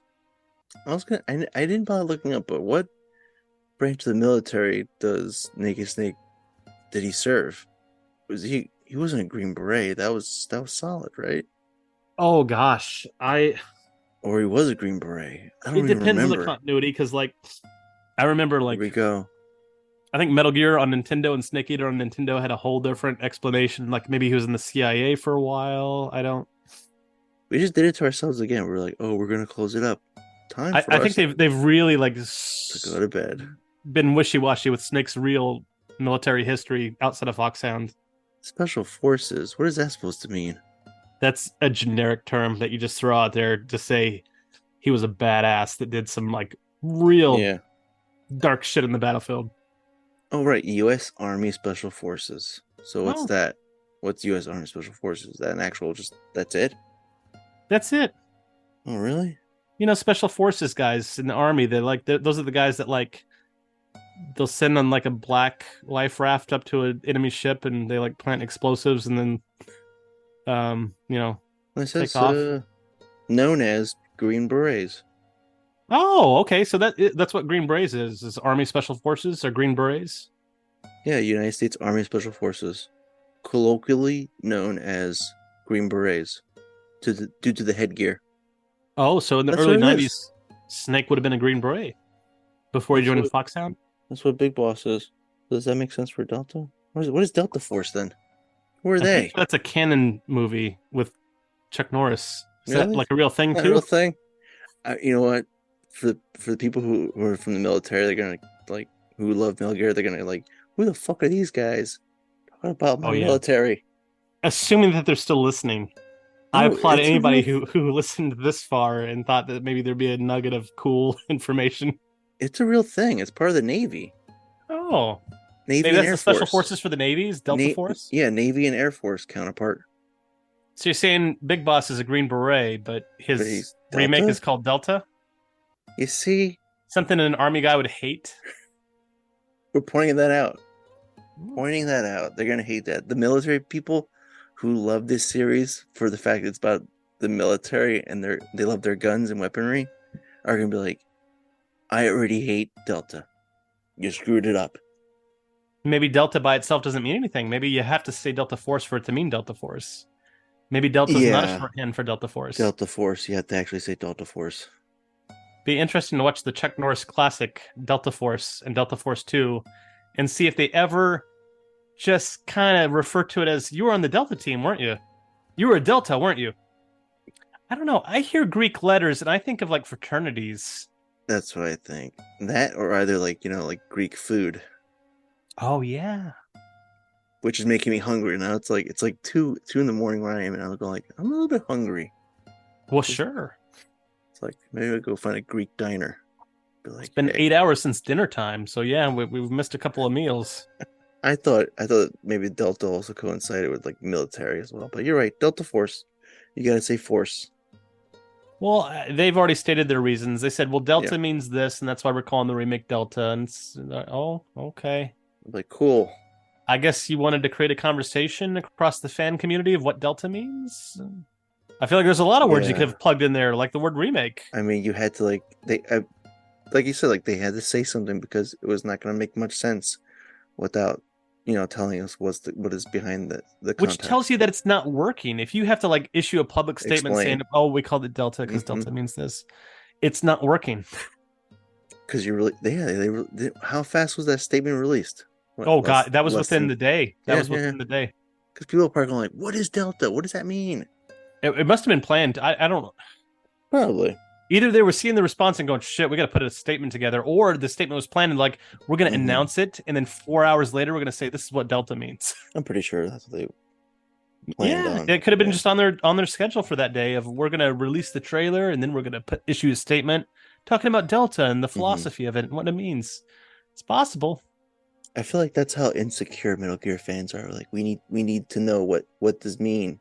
Like tell us more. We're starving over here. That's who we are. Because like the thing is like there's such a deep lore and deep continuity that like people who've really been a part of the series for the long haul, they dive into that continuity to understand it better, and it kind of makes them obsessed with continuity and canon. I mean, I'm a Star Trek fan too, and it's kind of the same way with Star Trek, where it's like there's like 700 fucking episodes and there's so much continuity and backstory to all these characters and the events and how they cross over and intersect with each other. Same way with Metal Gear, even though it's a series of like 8 canonical titles or something like that. But it's a series that's been around for 35 years. And it's evolved over the course of 8-bit gaming platforms, 32-bit gaming platforms, HD, 4K, all the way up to modern hardware. And I mean, fuck. I mean, that's why I'm still hanging around the fan community is this whole Metal Gear D Metal Build project. I just, for some reason, that was the thing that was like, why isn't anybody doing this? It's such a no-brainer. Like, there's this model there's barely any photographs of it. We sort of have an inkling of an idea what model they used to kit bash it, for the most part. Why isn't anybody purchasing that model and doing some research and like, can it be recreated? Do we have enough photographs to recreate it? And I got to the point where it's like, I needed the answer so bad. I had to do it myself. Most people would do. Yeah. I was just curious. I'm just a fan that's super fucking curious. So like, fuck it. I'll spend my own money and I'll do this research that I think someone needs to do. Because apparently, I'm sure I know the thought's crossed. I could count the people on one hand that thought has crossed their minds, and it's 2 people. But they bought the model kit and just looked at it a little bit and just kind of put it back in the box. And it had to be taken further. I'm looking ahead on the calendar in this After Dark thing we're doing right now. I'm gonna release it on the 15th of July. Oh, for MGS Con. That's what it's going to lead up to. Like the one we did with Lenny is going to be for July 5th. I said, I'm going to make that for the anniversary. Oh gosh, I wish I'd known the release date. I would have said, wish everybody a happy 4th of July on the first half. And then this half said, hey, it's Metal Gear Solid Con. How you doing, folks? Oh shit, I just realized that too. Isn't it both like the date and the anniversary? Metal Gear 1. When is the anniversary for Metal Gear? I think Metal Gear 1 released on July 7th. Oh, you're right. No, wait. Why is it July 13th is the second game? I gotta look it up now. No. First game came out July 13th. Second game came out July 20th. So July 13th is the 13th. 36th anniversary. Okay, so I can do that. That's just a Thursday. How drastically a year has changed. Went from like, this franchise is dead in the water to, we got games now. Yeah, we got shit to talk about. I mean, we got Metal Gear Solid 1, 2, and 3 getting remasters, and that also includes Metal Gear and Metal Gear 2 on the MSX. So it's 5 games. I think some people have said 6. Is there something in there I'm missing? Oh, they're talking about the VR missions. Yeah, that's what it is. I think I've never really counted that as a separate entry, because I think in Japan, I think they got it all at once, didn't they? I think it was like, maybe for like the integral one, where it's like it was bundled together all at once. Maybe. Yeah. I could have sworn it was like in Japan, they just got Metal Gear Solid and the VR missions as one whole package. And then here in the US, we got them as split up as 2 different packages. Yeah, they may have. I could be wrong. Yeah. But I never really considered it a separate game, even though that's exactly what it is right here in the US, at least as far as I'm aware. Because I own it. I own a copy in shrink wrap still of VR missions. So yeah, 6 games. 6 games ported to modern consoles. And a remake on the way. It's a pretty exciting time to be a Metal Gear fan. Have you noticed anything since the announcement? What do you mean? I don't know. Like, my follower count shot way up. Oh, yeah, I'm getting more followers and more listeners now. There were those of us who were like, almost like a cult, almost. It had been 8 years since like the last entry that we considered canonic, whatever, or the people that played Survive 2 count, but it's been like half a decade since there's been any news, and like there was a group of us that were just talking about it all the time anyway. But now that there's suddenly like all this fucking news about like this remaster collection and this remake coming out, it's like suddenly like there's like this spike in interest. It's pretty cool. Which is good for everybody because we're all going to get together and talk. Yeah, it's like 50% of the Metal Gear community was just like, okay, I'm coming out of retirement. And now they're back. They're back, baby. Like we're getting the band back together. Yeah. They're like, oh, okay. Oh, there's a new Metal Gear. Oh, fuck. I forgot about that. Let me jump on social media and see what the other guys are saying. You guys are still here? Don't you know they haven't released a real Metal Gear game in 8 years? Yeah, fuck. I don't know. I was doing kind of hobby stuff. I don't know. I had other reasons to be here. All right, Johnny. I got to wrap it up, man. It's getting late. Super late for you, too, man. You're going to have a rough day tomorrow. Yeah, I was sleeping. Happy MGS Con, folks. I hope you had a good time. I hope people are rocking out, not with their you-know-what's out. Be appropriate at MGS Saying Con. This with the background that you have right now? Oh, yeah, sorry. Johnny has a picture behind him of Johnny Sasaki with his naked ass up in the air and stars around his head. Don't do what I do. That's what I would say. Like, don't do... If it's something that I would do, don't do it. There we go. You know, Johnny, you don't need to wear me around your chest at MGS Con. If you know what you could do? Just... You should buy one of those Metal Gear D t-shirts. And when people come up to you and go, hey, are you Metal Gear D model? You go, yeah, that's me. Oh my God. Something to think about. I'll think about it. All right, Clint. And then you can just be a dick to people, start shoving them around, be real mean to them. Yeah, I can't do that. You can really drag my name through the mud. It'll be fun. Shit. No, you can't do that. You're chaperoning celebrities around. You're going to want to be able to do that. No. Yeah, exactly. All right. Have a good night, folks. Take it easy, everybody. See you next fall. Bye.